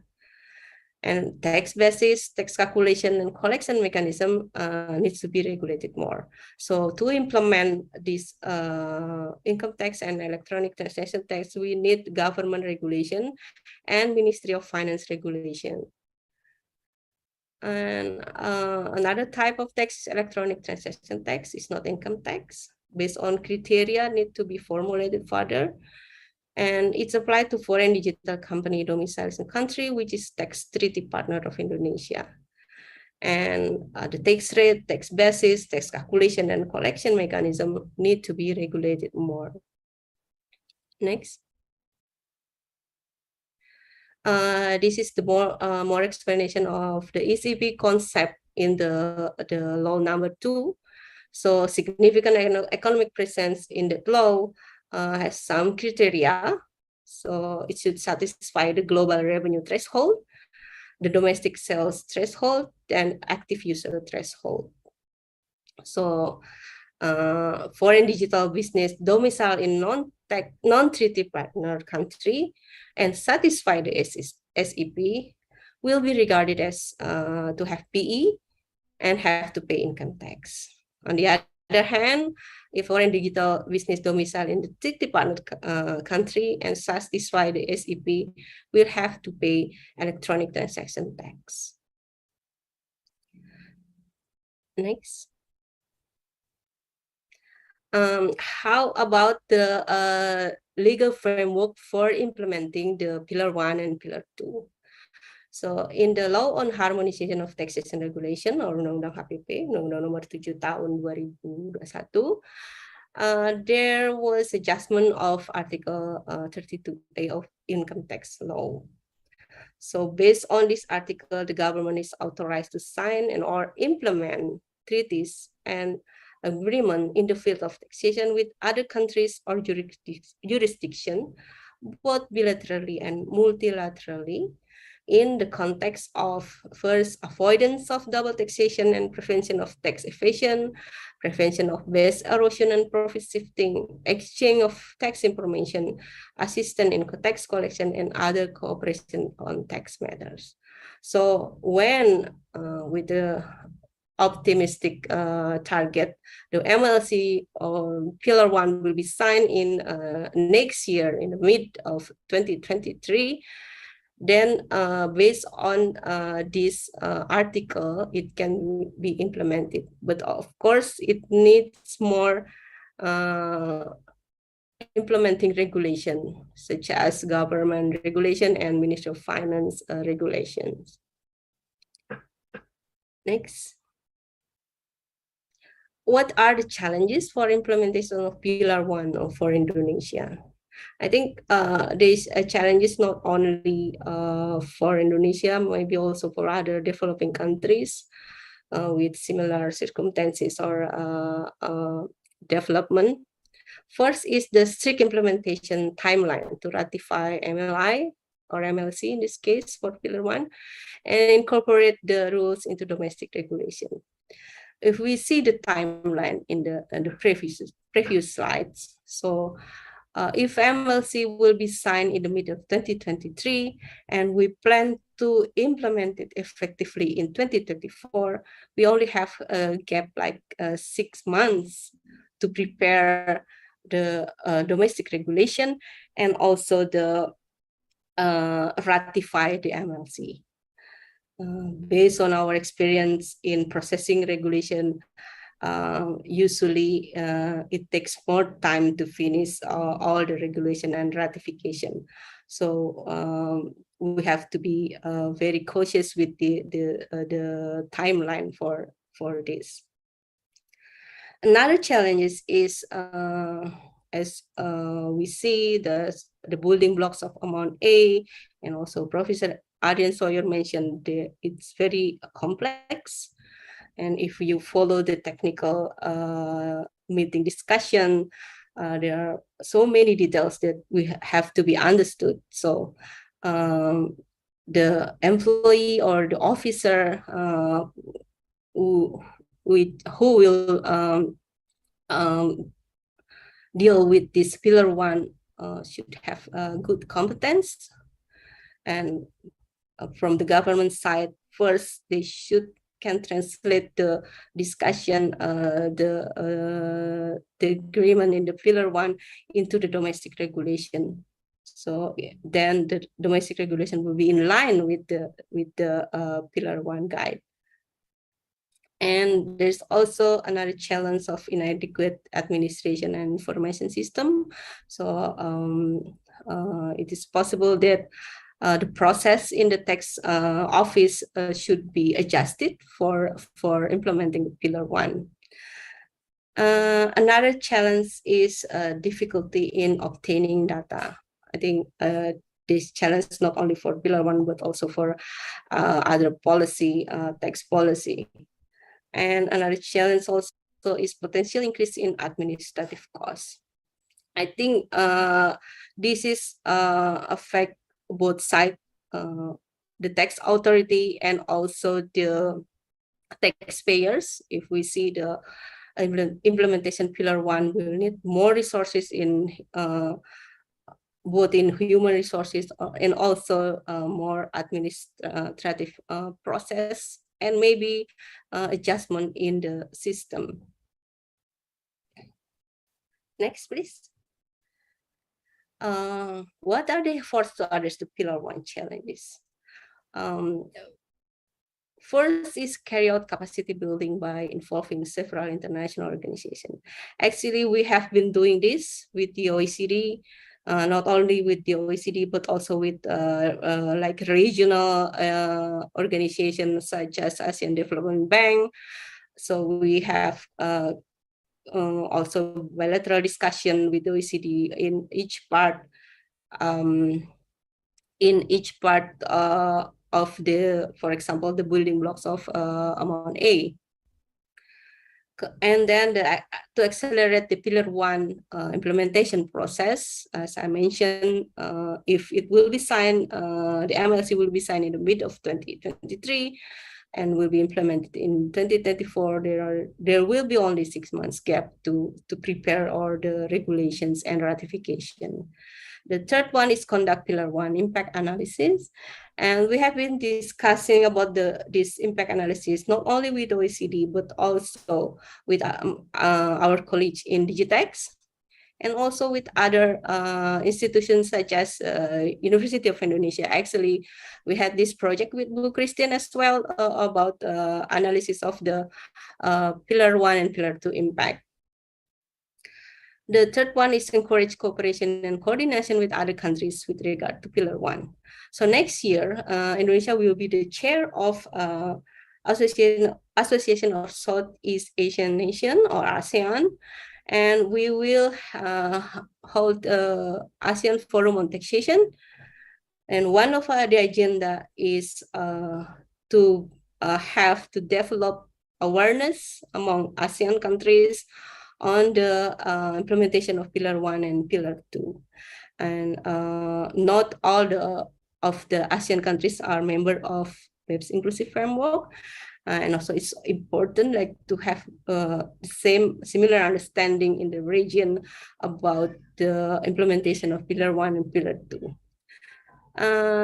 Another effort is cooperate with other countries related to exchange of information. I think this also been done with the ASEAN Forum on Taxation, Asia Initiative Bali Declaration in last July, and is still ongoing with other initiatives as well. I think that's all my presentation for the session. We will discuss more in the Q&A session. Thank you. I'll give back to Bu Christine. Thank you, Bu. Thank you very much for the comprehensive and insightful presentation, Ibu Suska. And ladies and gentlemen, there are several important points from Ibu Suska's presentation. She has presented to us regarding the update on the progress of two-pillar international tax package from 2022 until onwards. And I think Ibu Suska still optimistic that MLC will be signed on the mid of 2023, yeah, Bu Suska? Hopefully, yeah, Bu, yeah. It should be optimistic. Should be optimistic, yeah.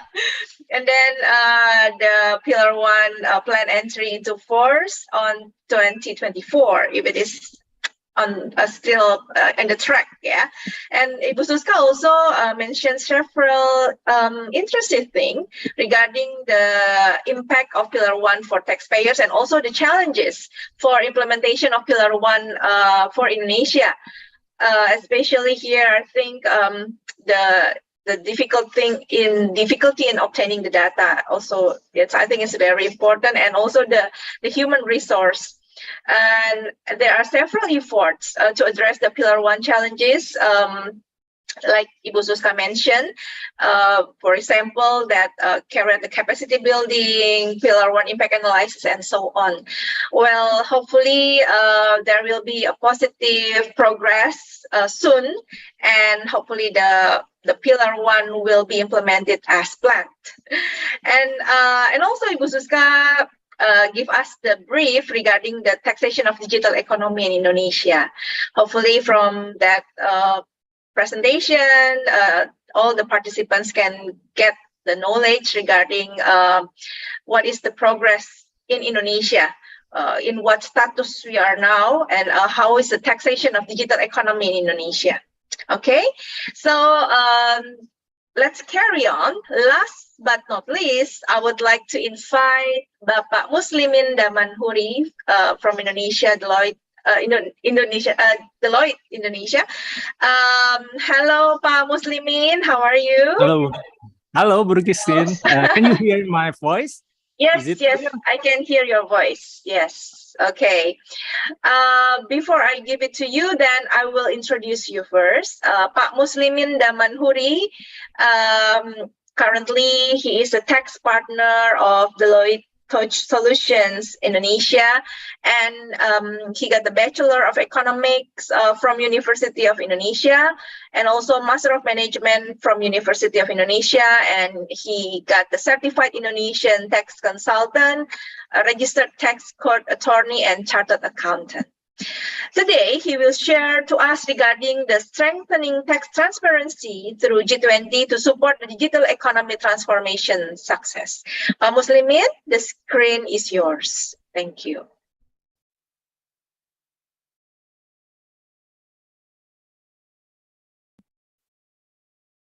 All right, thank you. Thank you, Bu Christine, for the kind introduction. Good morning, ladies and gentlemen. I'd like, first of all, to thank the organizer for this webinar, for inviting me here today. It is my honor to be present here to discuss the topic with the distinguished speakers, the Honorable Pak Yanu Asmadi, the Head of Subdirectorate of Prevention and Handling of International Tax Dispute at Directorate General of Taxes, and the Honorable Professor Adrian Sawyer, the Honorable Ibu Suska from the Center of State Revenue Policy, Indonesian Fiscal Policy Agency, or BKF. It is a great pleasure for me to be here with my colleague in Department of Accounting, FEBUI, Ibu Christine Tjen. We used to lecture international tax for the undergraduate program in the FEBUI, Christine, yeah? Yes. Well, in the previous session, the distinguished speakers have presented their points of view from the competent authorities and from the academic perspective. Now, in this third session, the committee has assigned me to discuss specifically for the tax transparency issue, because I think based on Ibu Suska presentation, the challenge to get or to collect data or information, difficulty to collect our information will become the major challenge for implementing the BEPS 2.0. And in this session, I would like to discuss more about all the available statutory laws and regulation that can support DGT as the Indonesian Tax Authority to collect information relevant for the BEPS 2.0. This presentation should only last 30 minutes. Okay, next slide, please. The agenda, I have divided my presentation into 3 sequential development of tax transparency and exchange of information in Indonesia from the past, current prevailing regulatory basis, and what's next to expect the tax transparency and EOI, exchange of information in Indonesia, required from BEPS 2.0. Next slide. The tax transparency in Indonesia is achieved through transparency by Indonesian taxpayers and to be submitted to the DGT as the Indonesian tax authorities. Indonesian taxpayers are expected to file tax return correctly, completely, and clearly, and maintain books in the good faith and reflecting the actual condition and business activities. That's what required by Indonesian statutory laws and regulation. At the same time, some taxpayers also obligated to lodge transfer pricing documentation in the form of master file, local file, and country-by-country reporting, or CBCR, we call it.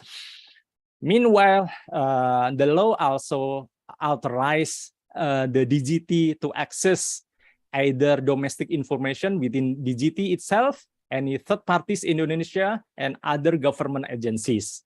DGT also has the access to cross-border or international information through exchange of information, EOI, under bilateral and multilateral agreement, which are required to be translated. Again, this is what a challenge already mentioned by Ibu Suska.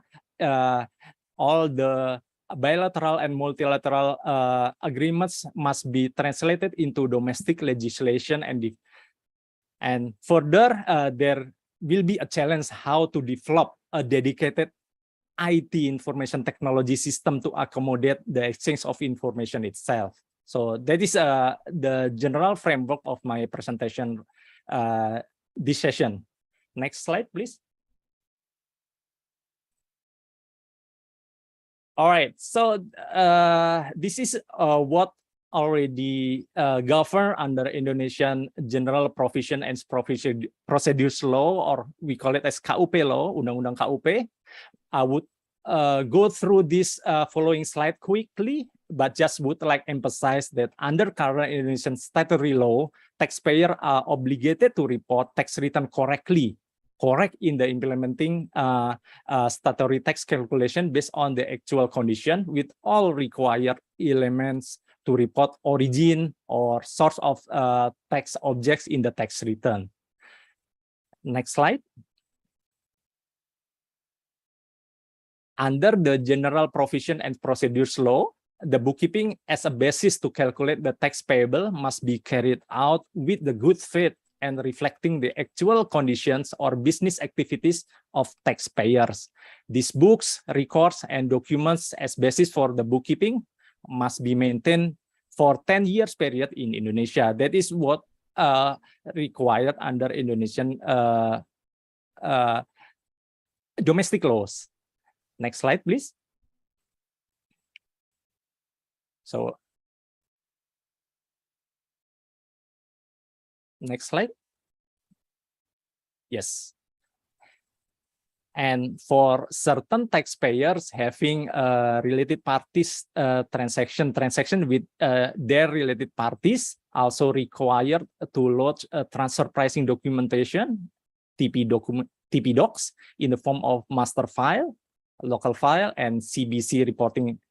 But again, I will not elaborate further on this current statutory requirement for reporting the domestic information. Okay, next slide.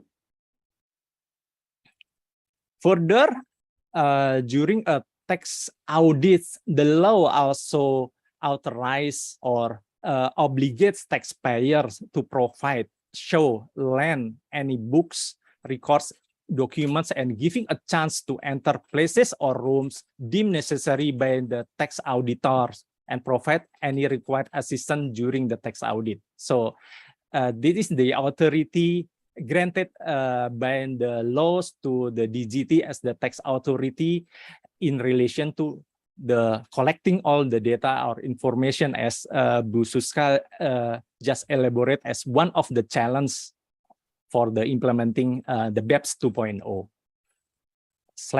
Next slide, please. While previously we have elaborated the Indonesian statutory requirement for taxpayers on the tax transparency, the General Tax Provision and Procedures Law or KUP law also obligates third parties such as banks, public accountants, notaries, us as a tax consultant, administrative offices, and other third parties to provide information or evidence upon request from DGT as the Indonesian tax authorities. Next slide, please. And then the DGT may get the information relating to tax from the other government agencies such as Land Office, Immigration Office, Ministry of Law and Human Rights as a basis to determine any potential tax liability to arise by a taxpayers. So, okay, next. Now we talk about for international tax data and information. Under bilateral tax treaties normally stipulates a provision on exchange of information relevant for enforcement of the treaty themselves, administration and enforcement of domestic law, and then normally governed under Article 26 under the OECD Model Tax Convention. This information is considered as secret as the other classified information regulated under the domestic laws. Just by having this slide, I would like to note that there is tax transparency and EOI requirement under current bilateral tax treaty. Okay, next slide. However, the bilateral tax treaties also stipulate exclusion clauses, such as information is exempted from the EOI as a variance with the statutory laws and regulation, not regulated by domestic laws, and being contrary to the public policy. So this is normally, this exclusion clause are normally stipulated under the bilateral tax treaties. Next slide, please. In the meantime, Indonesia also has ratified multilateral competent authority agreement as already presented by Ibu Suska and previous speakers. Indonesia already ratified multilateral competent authority agreement (MCAA) to multilaterally adopt the provision on EOI, assistance in recovery of tax claim and service of documents. I will not further elaborate this issue, just to emphasize that Indonesia has ratified these multilateral agreements on the EOI. Next slide. And normally, most of our clients have the concern about adoption of the MCAA EOI for common reporting standard.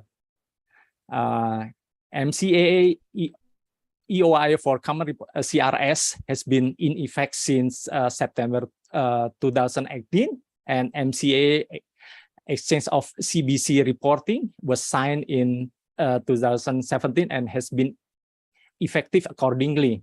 So this is more this issue normally raised by our clients sometime 4 or 3 years ago, and we already settled down all issues for implementing this MCAA. Okay, next slide. Now, as Ibu Suska already raised previously, that this multilateral agreement must be translated into domestic statutory laws and regulation in order to force their provision locally.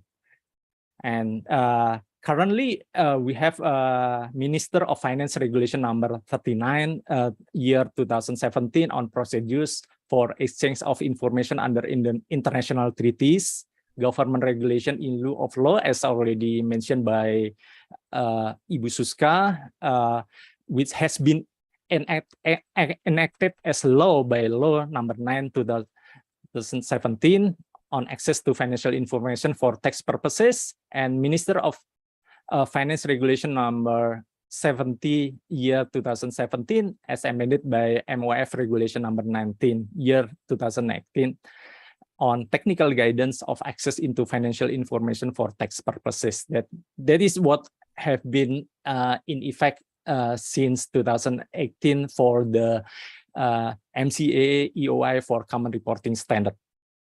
Okay, next slide.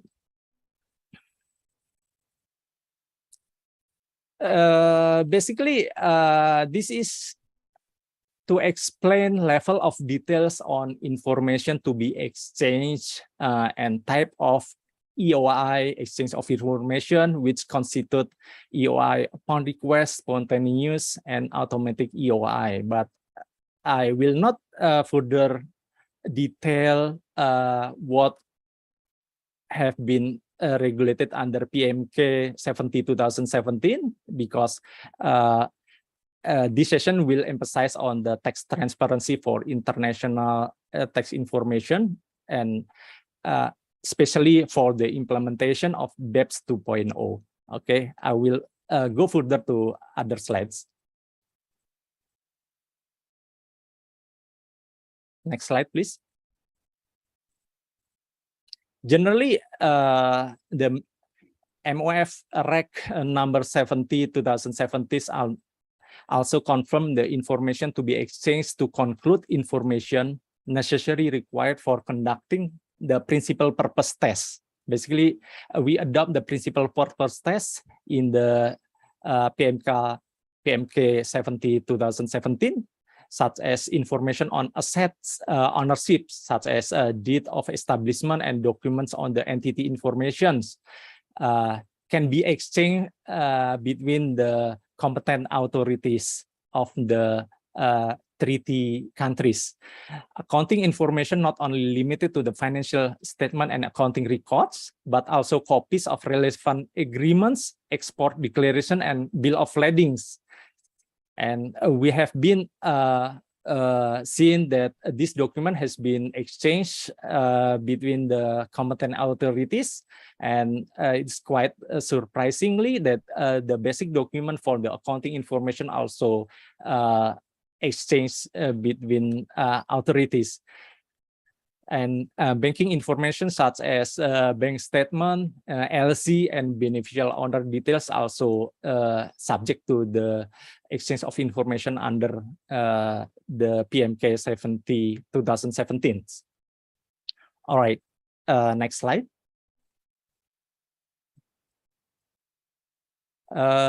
Basically, this also become the challenge already raised by Pak Yanu in the beginning of this session. And I believe Pak Yanu will be the right person to explain on required secure data transmission system within DGT to secure the data information with other competent authorities or CA with the financial institution subjected to the CRS reporting. And are also aware that currently DGT has been developing the core tax administration system to deal with the big data collected by DGT through all this exchange of information. So we expect DGT to have some sophisticated technology and tax administration system to maintain all the information efficiently and effectively, especially to achieve the tax collection revenue. And I am still confident DGT is on the right track to achieve all the target of tax revenue collections. Next slide, please. This is just at a glance an illustration on an automatic exchange of information on the financial foreign financial accounts data between country A and country B. So this already in place under common reporting standard. Next slide, please. But now it will be more interesting to discuss how the tax transparency and EOI will further evolve, especially after adoption BEPS 2.0. All the speakers, distinguished speakers, has discussed about the Pillar 1. Even though I was advised that the discussion within the task force on the digital economy, TFDE, on Pillar 1 is still ongoing, especially on the key building blocks on amount A and amount B, as Ibu Suska already elaborated just now. But again, I was assigned to discuss about the tax transparency implication from all these BEPS 2.0 actions. And according to the latest development, just elaborated by Bu Suska right now, from the meeting of the steering group of the inclusive framework, there would be a further update on the timeline on the Pillar 1 project completion. If this critical mass jurisdiction, okay, basically the reason that Professor Sawyer's on the pessimistic assumption that because of implementation of the MLC multilateral convention is still waiting for the critical mass jurisdiction to rectify all this convention, especially for the Pillar 1. And however, we were confirmed that Ibu Suska that the implementation would be expected sometime in 2024. Next slide.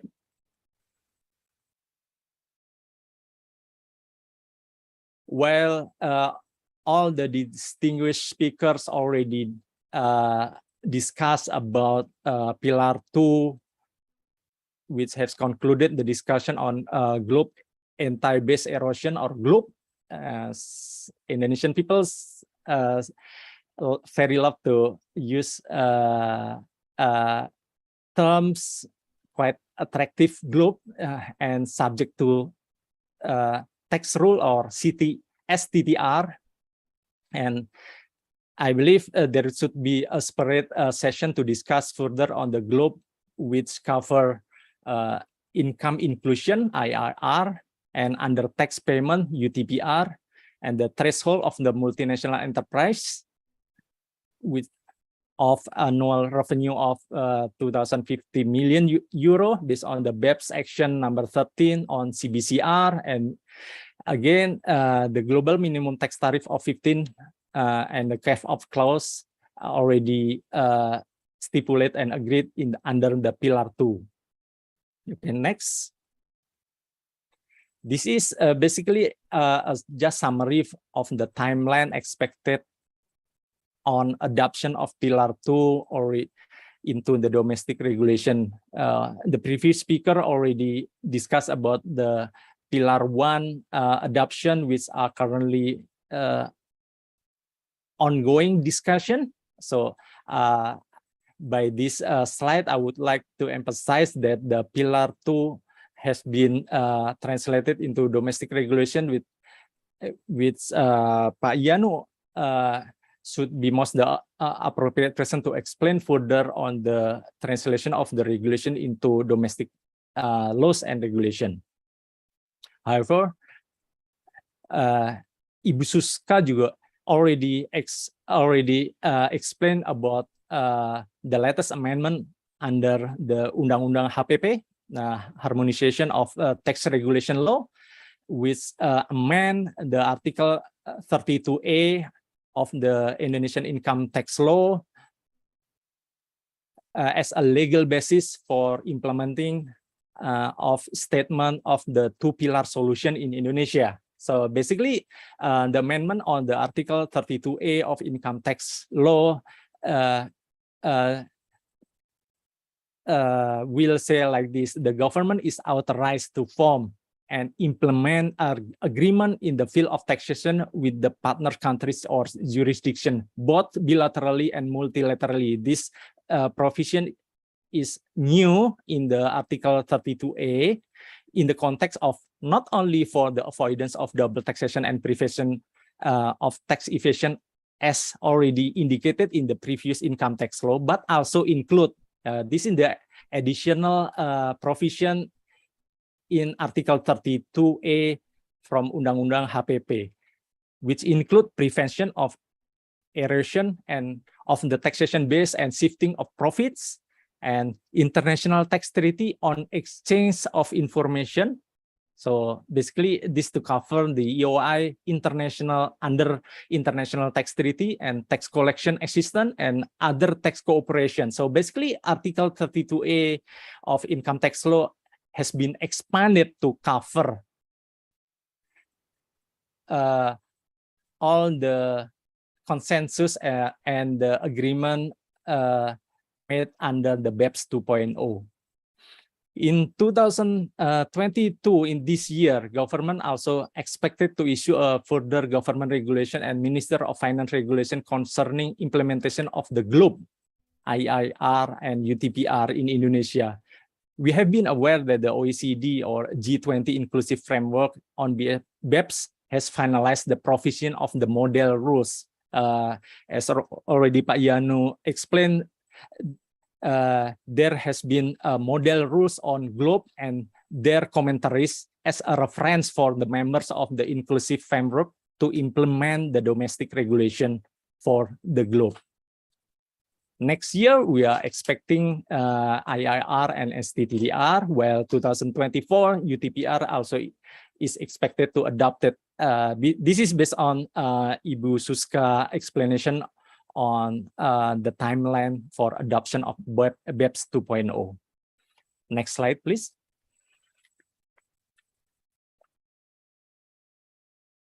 Right. I understand that Ibu Christine and Ibu Suska currently preparing analysis what the impact of the adoption of BEPS 2.0 to Indonesia.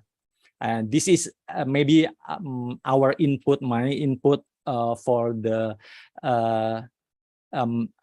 policymaker or the regulator on potential impact of the adoption of BEPS 2.0 or Pillar 2, especially for this case, into Indonesian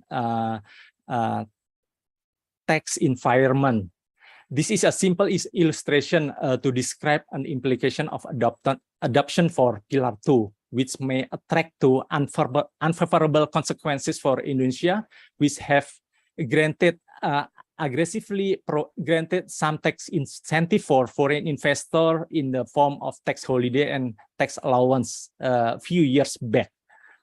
In this illustration, we assume a Korean investor, X-Corp, established an Indonesian subsidiary, PTX, which has been granted and eligible for tax holiday, say for instance for a 20 years period.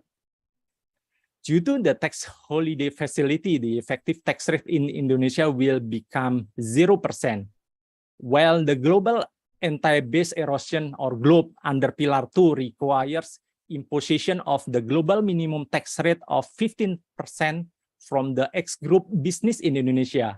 Therefore, considering the Indonesian effective tax rate is 0% due to the tax holiday, the Korean tax authority is authorized to charge, we call it as a top-up tax to X-Corp in the amount of 15% from the taxable business profit generated by PTX amounting $100,000, and the top-up tax will become $15,000. In this case, Indonesia seems to subsidize Korea for $15K USD due to the granting of the tax holiday facility to PTX. The real tax benefit enjoyed by X-Corp as investor for the business and investment in Indonesia through PTX is only 7%, which come from the tax saving of not imposed Indonesian corporate income tax of 22% currently, with the amount of 15% of the global minimum tax rate, but paid as top-up tax to the Korea. Well, we may continue the discussion on qualified domestic minimum tax top-up tax QDMTT under BEPS 2.0, but again, my point here is that the adoption BEPS 2.0, especially in this case Pillar 2, requires some necessary condition for the tax transparency and exchange of information between the competent authorities into the next level. This is the next level of the EOI to enable the mechanics of the top-up tax or any other agreed arrangement under Pillar 2 can be achieved. And you can imagine how complex exchange of information between Korean tax authority and Indonesian authority to enable this mechanism to work. Next slide, please. This is my last slide. We are now approaching to the end of my presentation. Don't worry. With regard to the common reporting standard, taxpayers are also to expect further development to the CRS on the automatic exchange of financial account information to extend the CRS reporting subject and extend the due diligence procedures and information item to be reported. I think that's all my presentation. I apologize for using up your time slot, and back to Ibu Christine. Screen is yours. Okay, thank you, Pak Muslimin. Very interesting presentation. So we have listened from several point of view, ladies and gentlemen, from the tax academician and then from the regulator, and the last part is from the tax practitioner. Pak Muslimin has shared with us regarding the tax transparency. It can be seen from several point of view, like from the point of view of the taxpayers to the DGT, and also from the third party to the DGT, and then the government agency, and also from the international treaties, bilateral and also multilateral convention.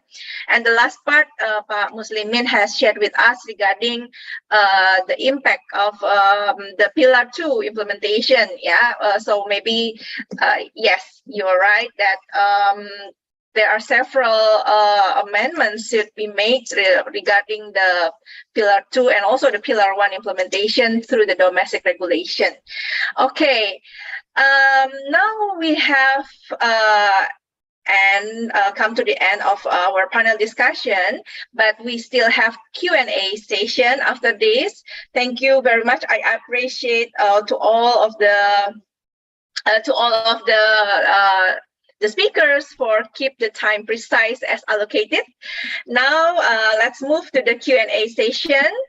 There are several questions from the participants, but before we go to the questions from the participant, I would like to give one question to all the speakers. Pak Yanu, are you still here, Pak Yanu? Yes, Pak Yanu is still here. Yeah, Madam Christine. Thank you, Pak Yanu, for being patient. Okay, so I would like to ask one question. Actually, continuing my question to Adrian and to Bu Suska in the beginning of the presentation. So we are focusing on Pillar 1 now. What do you think after all the discussions, and will it be implemented in year 2024? Or if yes, if we want to keep the timeline on track, then what should the country done to, especially the G20 maybe, done to keep it precise time to implement the Pillar 1? Maybe from Professor Adrian. Adrian, please. Good question. Good question, Christine. Two ways I might look at this. You can have many jurisdictions, including Indonesia, being very proactive and wanting to do every bit, but there's a lot of jurisdictions that will not want to lead things and want to see if this critical mass of jurisdictions actually wants to go ahead and do it. There's always the standout difficult country of the US, not always been too keen to get involved in these things because they see a lot of their corporations being particularly affected by Pillar 1. So it's a great challenge to try and get the critical mass on board. That's the first side. The second side is when there's still not a lot of detail on aspects of Pillar 1, until you see it and each jurisdiction works through it and sees how it's going to affect them, it's very hard to know just how long that will take. So in one sense, it would be great to keep things to those timelines, but whether that's feasible, because we still want consensus, is something that is difficult. And that's the degree of my pessimism, is that when all the details there, will it be something that we can get buy-in from sufficient jurisdictions? Thank you. Thank you, Adrian, for your comment. And now, Pak Yanu, please, Pak Yanu. Okay, thank you, Bu Christine. I think we have to optimistic with the two-pillar solution of the framework with the OECD, because we have time till 2023, and we will to implement in 2024. And but I think as many work we have to do with the consensus, I think, and team in Indonesia is me in DGT, in International Taxation, and in PKF, Suska as a team of this convention of two-pillar solution. And I think we have to push to the implementing two-pillar solution, because that's, I think, is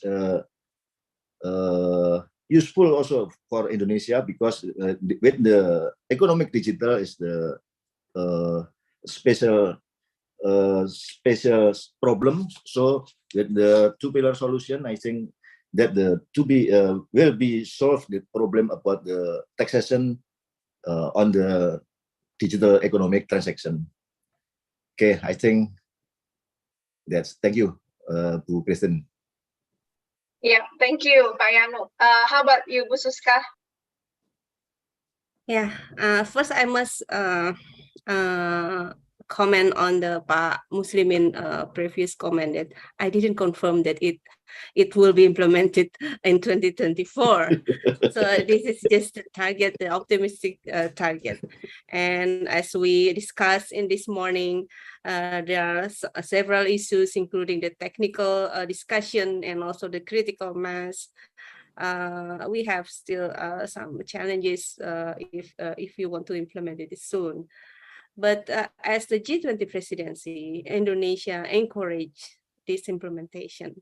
So that's why in the communique which was issued in the February meeting, and also in the chair summary in July meeting, we always reaffirm the commitment of the implementation of two-pillar.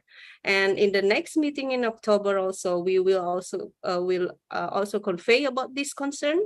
And although still maybe we cannot force countries that will have like very big influence for implementing this. But still, as a presidency, we have obligation to encourage this, and also we want also to continue this effort to the next presidency, to India, and we are discussing this, that what will be the next presidency international taxation agenda should be prioritized. I think that's from my point of view. Thank you, Bu Suska. How about Pak Muslimin? Yeah, thank you for the question, Christine. So basically, we as a taxpayers, and I'm as the tax practitioner, currently is only able to monitoring and looking at all the development, because we are not sure how the implementation of these two pillars into domestic regulation. But again, I will follow all the development from Ibu Suska, from Pak Yanu about this development. I think that's all, Christine. Okay, thank you. So let's move to the questions in the Q&A box. There are questions from Danis Julieta Wibowo to Mr. Yanu, to Pak Yanu. So what are the factors that support and challenge for the digital transformation Ya, jadi apa faktor pendorong dan tantangan untuk transformasi digital, and also what are the things that influence the successful of digital transformation implementation? Yes, Pak Yanu, do you want to answer? Thank you for this question. Maybe the first is in the international taxation is many change for the implementation of international transaction. Before with the like the mentioned with Bu Suska, that the physical presence is some criteria for the right to taxing the income. But in the previous transaction, I think digital economic is more transaction in international trade. So we have to solve the problem about the taxation right with the physical presence is the required, because in international transaction with the digital economic transaction, many transaction is borderless, and many corporate is no need to physical presence in that country, in the source country. So we have many problem about the taxation right with the digital economic. And so with the two-pillar solution in this G20 models, I think is solve the problem about the taxation right for the international taxation, especially in trade transaction. But we have some regulation about the transaction cross-border, just for the VAT, for the PPN, but for the income tax we have no, and we have stipulate this rancangan peraturan, but until now we have to completely about this regulation, because the international standard is no need like that. So we have to optimistic, like I have said before, that I have to optimistic with the two-pillar solution to solve the problem about the fiscal, the taxing right of the country about the digital economic. Before we have Undang-Undang Ciptaker, because Undang-Undang Ciptaker have a problem with the judicial review, and so we have no base to taxing for the digital economic transaction, for the cross-border transaction. And so if no, we have no, we have to continue with the two-pillar solution. I think we have the problem about the taxing to digital economic transaction. Thank you. I think this is my answer. Thank you. Thank you, Pak Yanu. Yes, thank you. And the other questions, I think I would like to ask Adrian. The Taxation and Sustainable Finance Working Group, CIFIL 20, proposed various tax policies, one of which is the encouragement to lower the threshold for the implementation of Pillar 1 from the current 20 billion euro. Do you think that lowering the threshold is needed so that there will be more multinational companies covered by Pillar 1, and more market countries are gaining additional revenue from this instrument? Yes, Adrian. Thank you, Christine. Yeah, that's a very good question. I could look at it in two ways.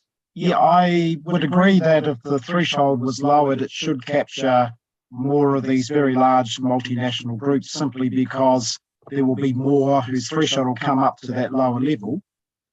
In terms of how many more market jurisdictions come in, there could be more. That will also depend partly upon whether there's any changes to what the minimum level of presence there has to be in each of those market jurisdictions. So that, yes, I think agreement, but the issue is, should it wait or should it happen as part of the change now? My personal view is, given the challenges, and I still want to try to be optimistic, but given the challenges at the moment, the more it's lowered might have more resistance from some jurisdictions where there's now more multinationals that come in, because that adds more compliance costs, administrative costs, and might make it more difficult to get the required consensus. So I think it's useful to show that this is a intended future path, but I would tend to wait until you get agreement on what's here.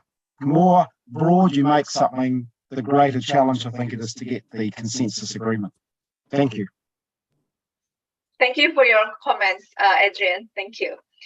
Okay, now I move to Ibu Suska. There is a question from Mr. Ichak from YouTube. Mrs. Suska, I think this is general question. Thanks for your presentation. Do you think the role of youth today is very important in economic taxation? Is there any strategy to develop? Yeah, because I think so many participants here are students. So this is, I think, from Ichak. I think you're a student. So you asked about the youth role in taxation and economics. Yes, Ibu Suska. Thank you, Ichak. So actually, from the question that we can see, he wants to participate to increase the taxation in Indonesia. So maybe one of the issues in the Indonesian taxation system is the compliance level of the taxpayers. I think with several programs from Digitex to increase the awareness of, to increase the compliance of for people of compliance, tax compliance has already been done. Like they have a program to attend schools, to have this, to tell materials about the tax, and to give understanding the importance of tax. And as for if we connect it to the digital economy, I think the youth are more involved in this kind of digital transaction.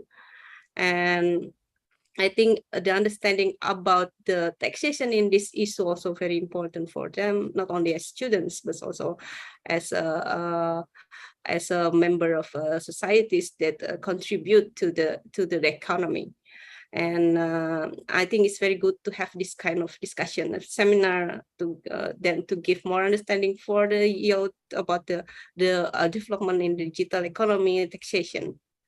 I think that, and also I think since you already understand the taxation and the importance of taxation, and you should also contribute. Once you will have a job and you should pay tax, I think you have to make sure that you comply with the regulation. Thank you. Thank you, Bu Suska. So Icha, please remember, pay the tax later if you are still students now. Yeah. Okay. Maybe a little bit from Adrian, from the New Zealand point of view, related to this question also, the youth role in like the students' role in the new generation in the New Zealand. How is the situation there? How is the status of the role of the youth in taxation? Maybe you can share. Thank you, Christine. You know, very important. In some respects, digitization in youth is very global, so I don't think there's a huge difference. In fact, I might say that in many developing countries, and where I've been, the embracing of digitization is almost more in those countries than in some developed countries. So very similar. But in terms of how are we actively making students aware of tax and their obligations, I think in New Zealand we're still falling a bit short. So there's not a lot, for example, in high schools about educating students about the importance of tax, yet remarkably most come out being compliant taxpayers, and I think at most that's just about culture and society. So we could certainly do a lot more there. And I think when you put it in the environment of digitisation, which is something they understand. Certainly my children as teenagers have fully embraced digitisation, and it's a good environment to talk about tax things with them because you're on a bit of common ground, being an older person and then being younger people. But yeah, no, it's a very important issue, and in some ways great opportunities to help our students appreciate more their tax obligations and being compliant. Thank you. Okay, thank you, Adrian. And then the questions for Pak Muslimin.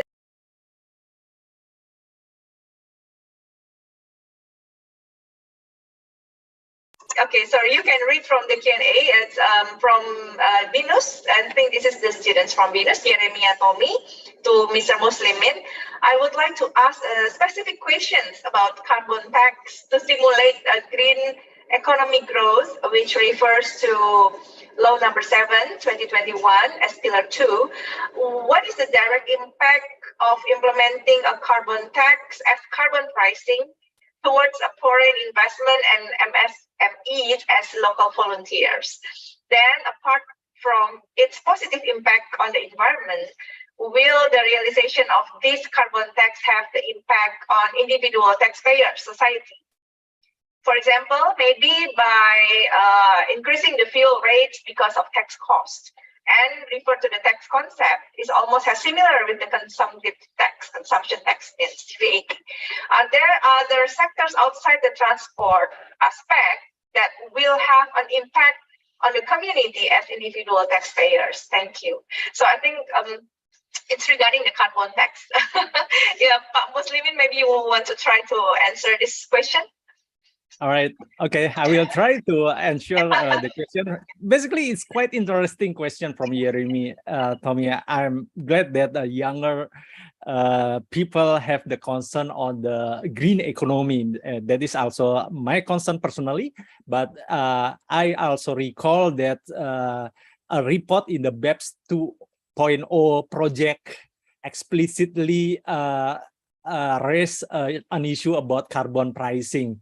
And to answer the question is whether there is any direct impact from the carbon tax stipulated under the Undang-Undang HPP to the foreign investment into Indonesia. But again, if in this case, I would like to ask Professor Sawyer to add on the discussion of the BEPS 2.0 projects, especially for the carbon pricing. But from if the BEPS 2.0 has enforced the carbon tax to all the countries, and then that will be neutral factors or consideration for the investor to choose the preferred jurisdiction to invest, because all the countries impose the same tariff of carbon pricing. That is my simple analogy for me about the impact of the carbon tax to the investment into Indonesia. But again, Professor Sayers may elaborate about the specific issue on carbon pricing in the BEPS 2.0 project. But for the domestic issue on the implementation of the provision on carbon tax resulted from the law number 7 2021, which requires or which authorize the government to collect carbon tax, but it is still subject to the further development or further operating regulation from the government or Minister of Finance. But I was advised, and I'm aware that the such operating regulation has not been issued yet or has been postponed to issue. Initially, the effective date of the imposition of carbon tax is in the 1st of April this year, but already postponed until 1st of June this year. But up to now, we have not heard any development of the imposition of carbon tax. But I, based on the draft or the discussion about the implementing regulation of the carbon tax provision in the Undang-Undang HPP, I was advised that the carbon tax at the earlier stage will be imposed to the power plant companies on using the carbon energy or the fuel fossil fuel energy.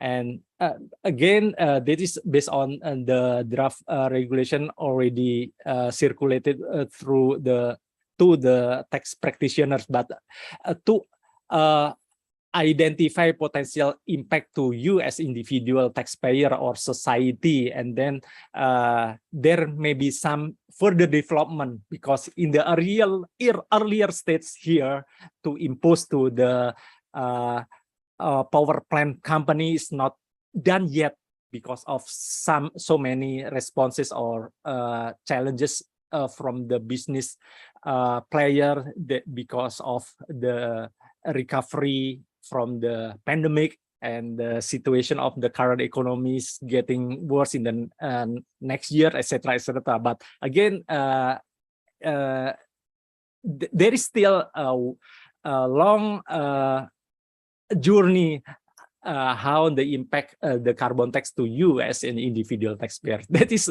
my answer to your question. And maybe Professor Sawyer, you can add on how the carbon pricing included in the discussion of BEPS 2.0.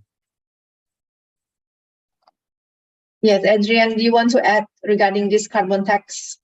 I can add a couple of comments. I will admit that I've not gone in depth looking at the carbon tax perspective there, because New Zealand many years ago was going to develop a carbon tax but decided not to, and instead did the emissions trading scheme approach. And then, like many jurisdictions, have signed up to the accords about reducing our emissions. And earlier this year we had targets set across the board, because the hardest area for New Zealand is agriculture, horticulture, because that's where most of our emissions come from. So carbon tax hasn't been very high from a New Zealand perspective, but I do know that it's very important in other jurisdictions. And the other problem is there are many jurisdictions who don't embrace any of this, so they're not in any way.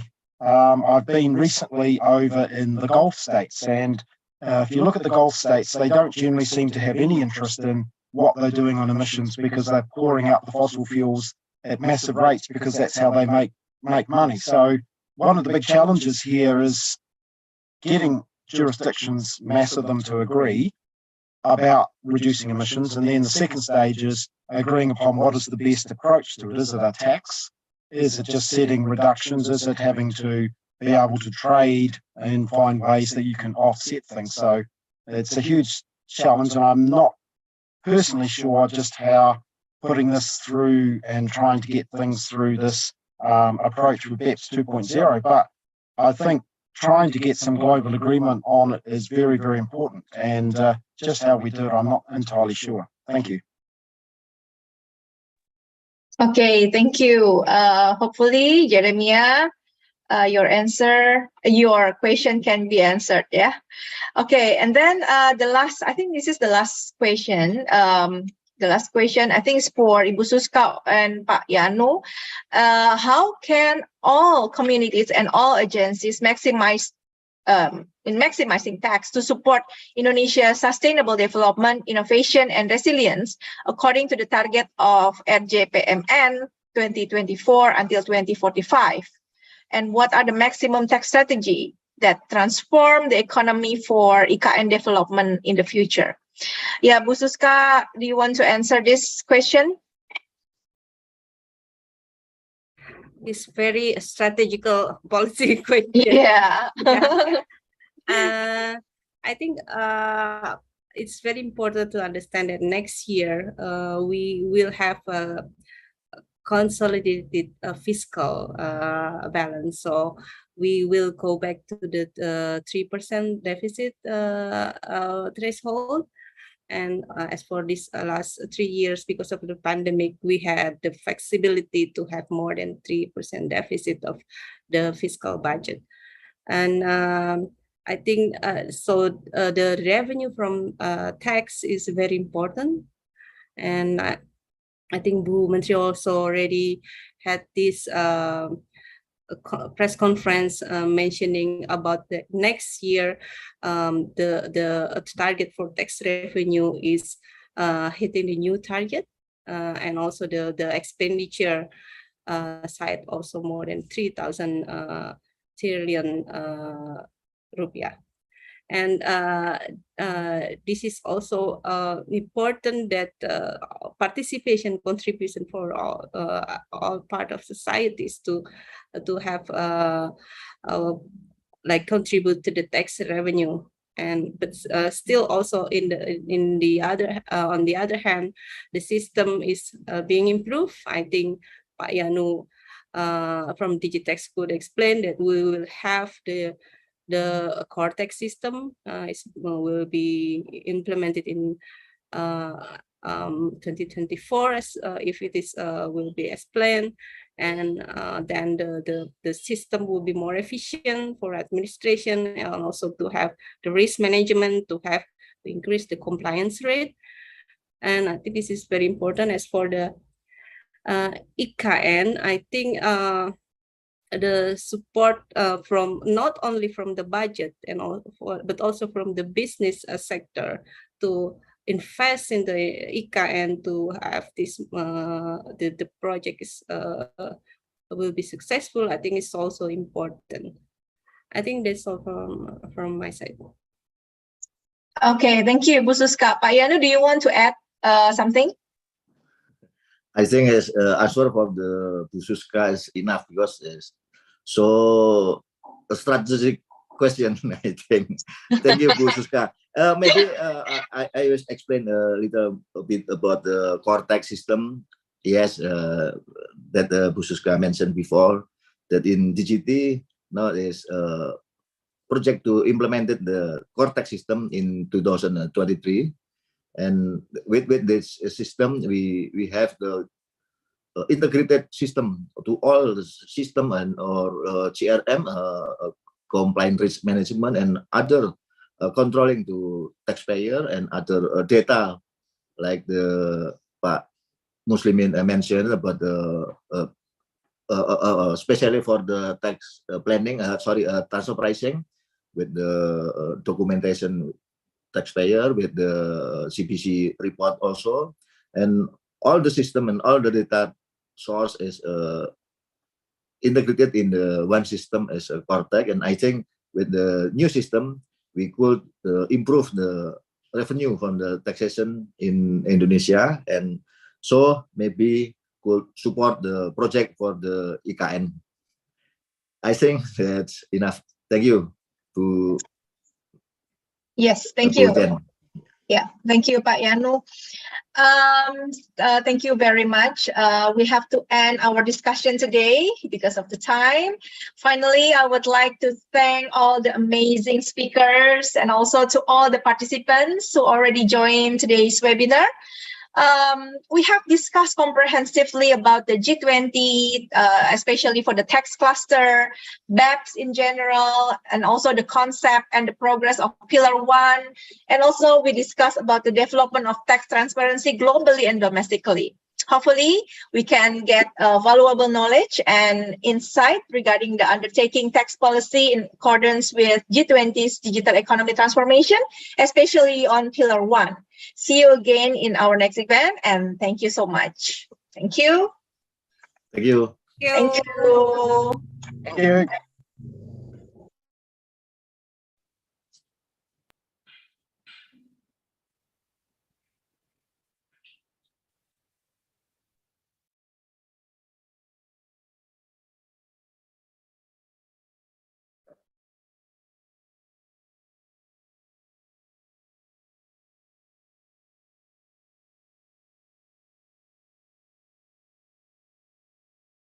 Thank you, Mrs. Christine, for the pleasant sessions of the webinar.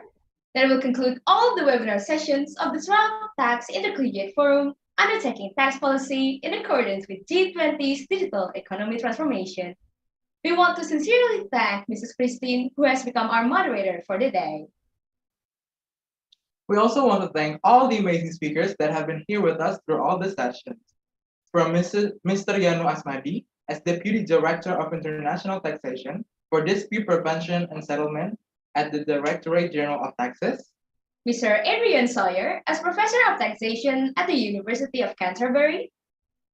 To Mrs. Suska as Senior Policy Analyst, Center for State Revenue Policy at Ministry of Finance.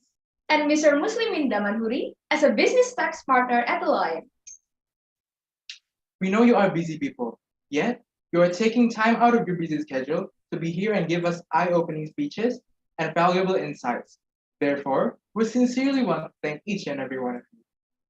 Now, we would like to ask the moderator and all speakers to turn your camera on for a photo session. To the documenting division, please lead us for the photo session.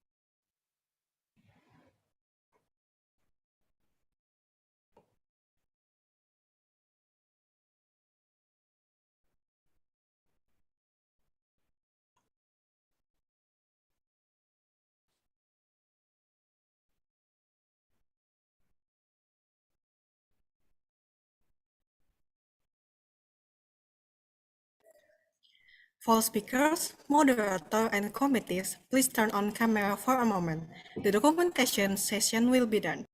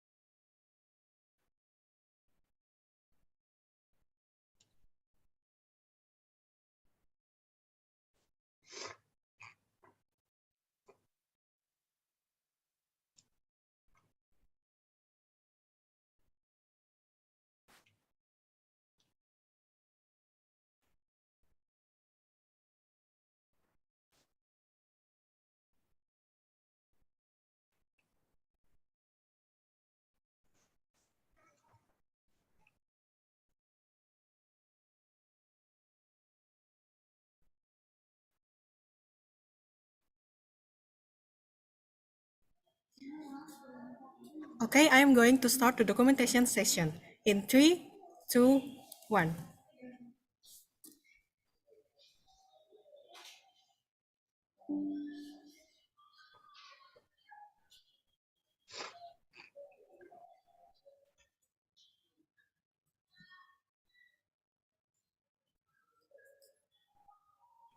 Thank you. The documentation session is over.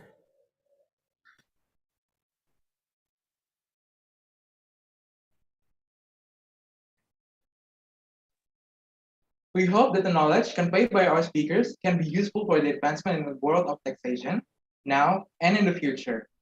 The 12th Tax Intercollegiate Forum was held under the support of Studi Profesionalisme Akuntan SPA FEBU and is sponsored by BCA, PLN, Iluni FEBUI, WUHAB, Zoom Master Pro, and BSI.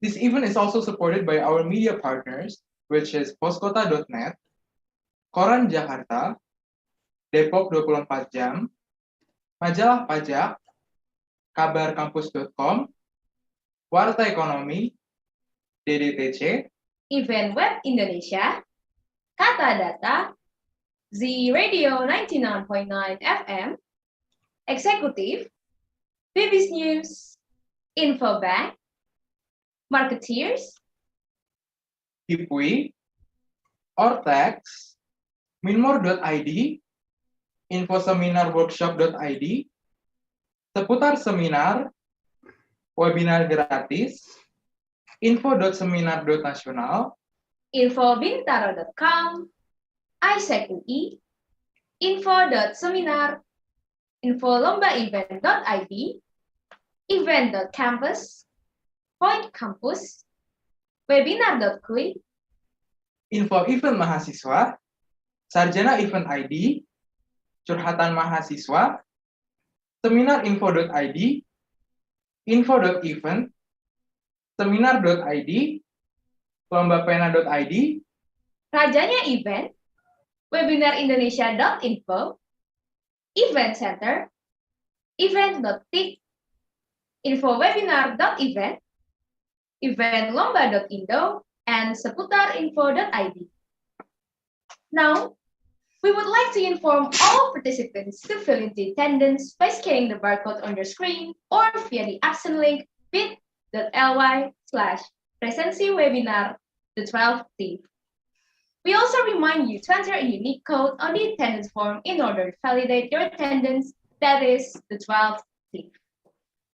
Tango, Hotel, Echo, 1, 2, Tango, Hotel, Tango, India, Foxtrot, the 12th TIF.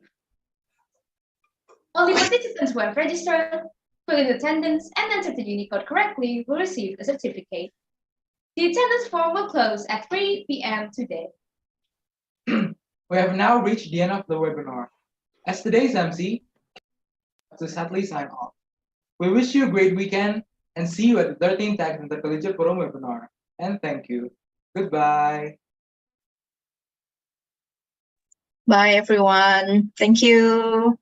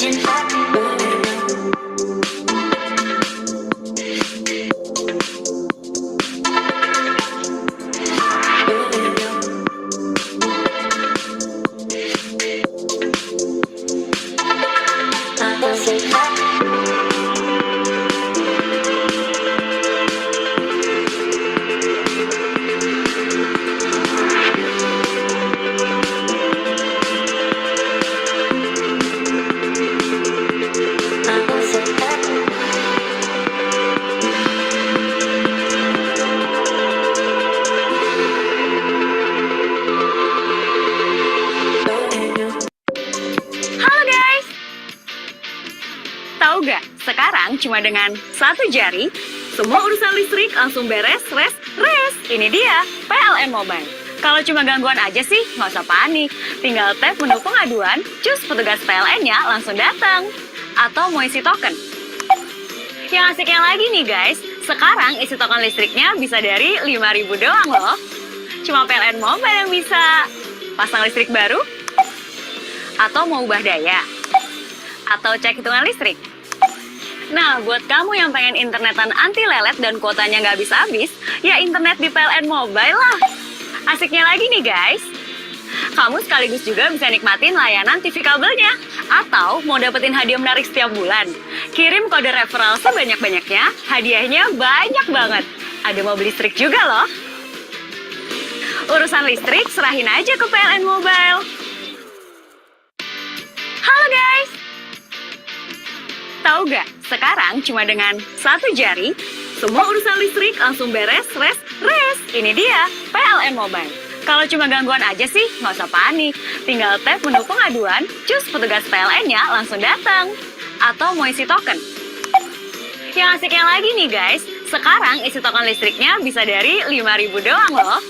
Cuma PLN Mobile yang bisa pasang listrik baru, atau mau ubah daya, atau cek hitungan listrik. Nah, buat kamu yang pengen internetan anti lelet dan kuotanya nggak habis-habis, ya internet di PLN Mobile lah. Asiknya lagi nih guys, kamu sekaligus juga bisa nikmatin layanan TV kabelnya. Atau mau dapetin hadiah menarik setiap bulan, kirim kode referral sebanyak-banyaknya, hadiahnya banyak banget. Ada mobil listrik juga loh. Urusan listrik serahin aja ke PLN Mobile.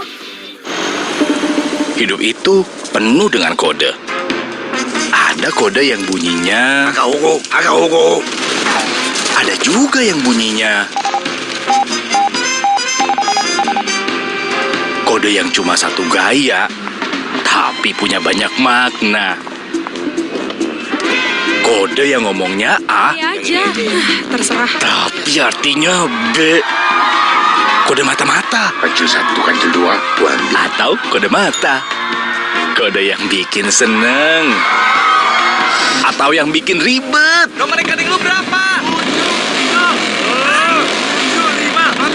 Apapun kodenya, kode buat transfer dibikin simple aja. Pakai QR ku ya? Oke. Tinggal scan QR, transferan beres. Udah transfer ya? Udah masuk nih. Dengan QR ku dari BCA Mobile. QR ku. Hidup itu penuh dengan kode. Ada kode yang bunyinya agak. Ada juga yang bunyinya kode yang cuma satu gaya, tapi punya banyak makna.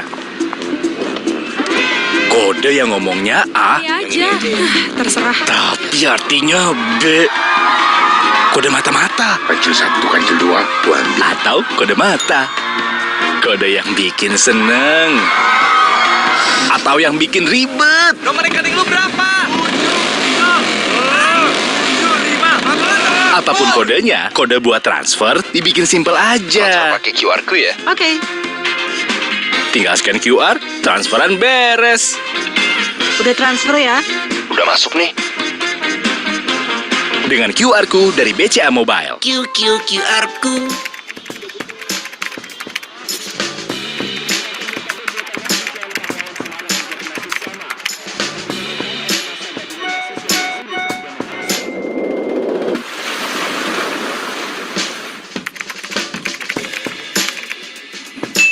Belum pernah ada pembahasan antara Presiden Jokowi menjadi penerima vaksin COVID-19 dari saham gabungan yang pertama Indonesia mengalami penguatan pada penutupan bursa.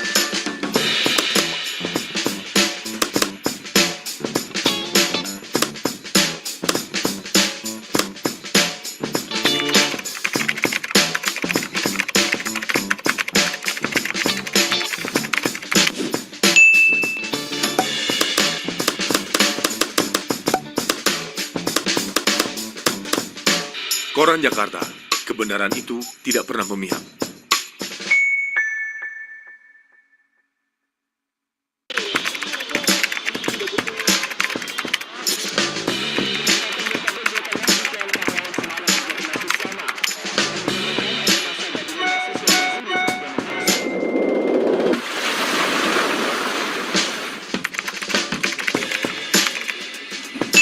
Belum pernah ada pembahasan pembahasan antara Presiden Jokowi menjadi penerima vaksin COVID-19 dari saham gabungan Sinovac yang pertama Indonesia mengalami penguatan pada penutupan bursa.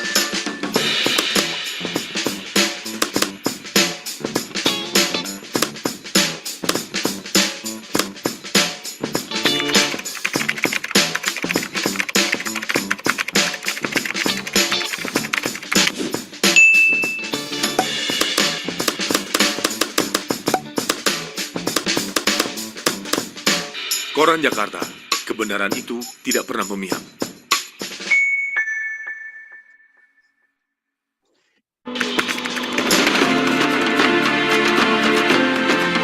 Memasuki masa kenormalan baru, Infobank Group kembali menghadirkan produk-produk jasa keuangan dan perbankan berbasis digital. Semua dipersembahkan untuk mendukung transformasi digital yang sedang dilakukan industri keuangan dan perbankan nasional.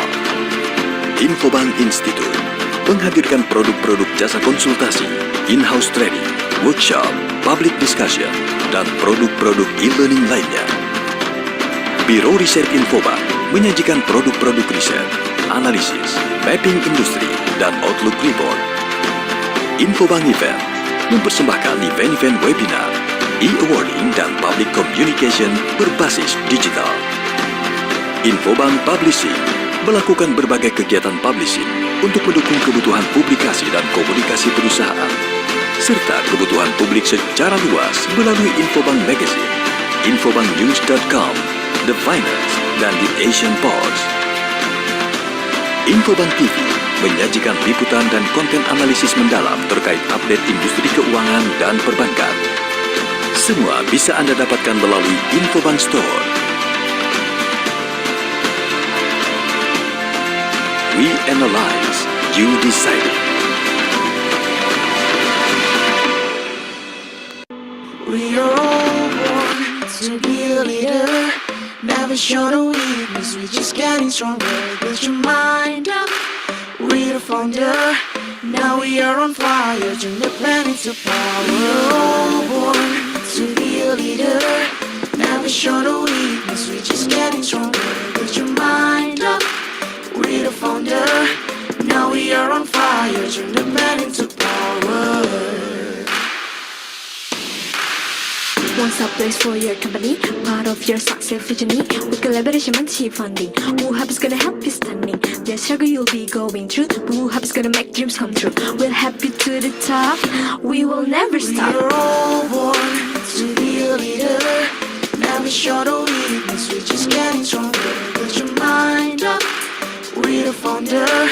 Now we are on fire, turn the plan into power. New perspective, inspiration, new idea or relation. We'll push back and never let you down. I know that you've been working all day long. Never wrong, it just make us grow. When we on fire, let's grow together. Speak it louder, throw all the fakes. We don't need the flex, just done your work and having all the fun, yeah. So let's get up, don't give up. We have a system for supporting successful startups. We are all born to be a leader. Never short of weakness, we're just getting stronger. Get your mind up, we're the founder. Now we are on fire, turn the plan into power. We're all born to be a leader. Now we are on fire, turn the plan into power.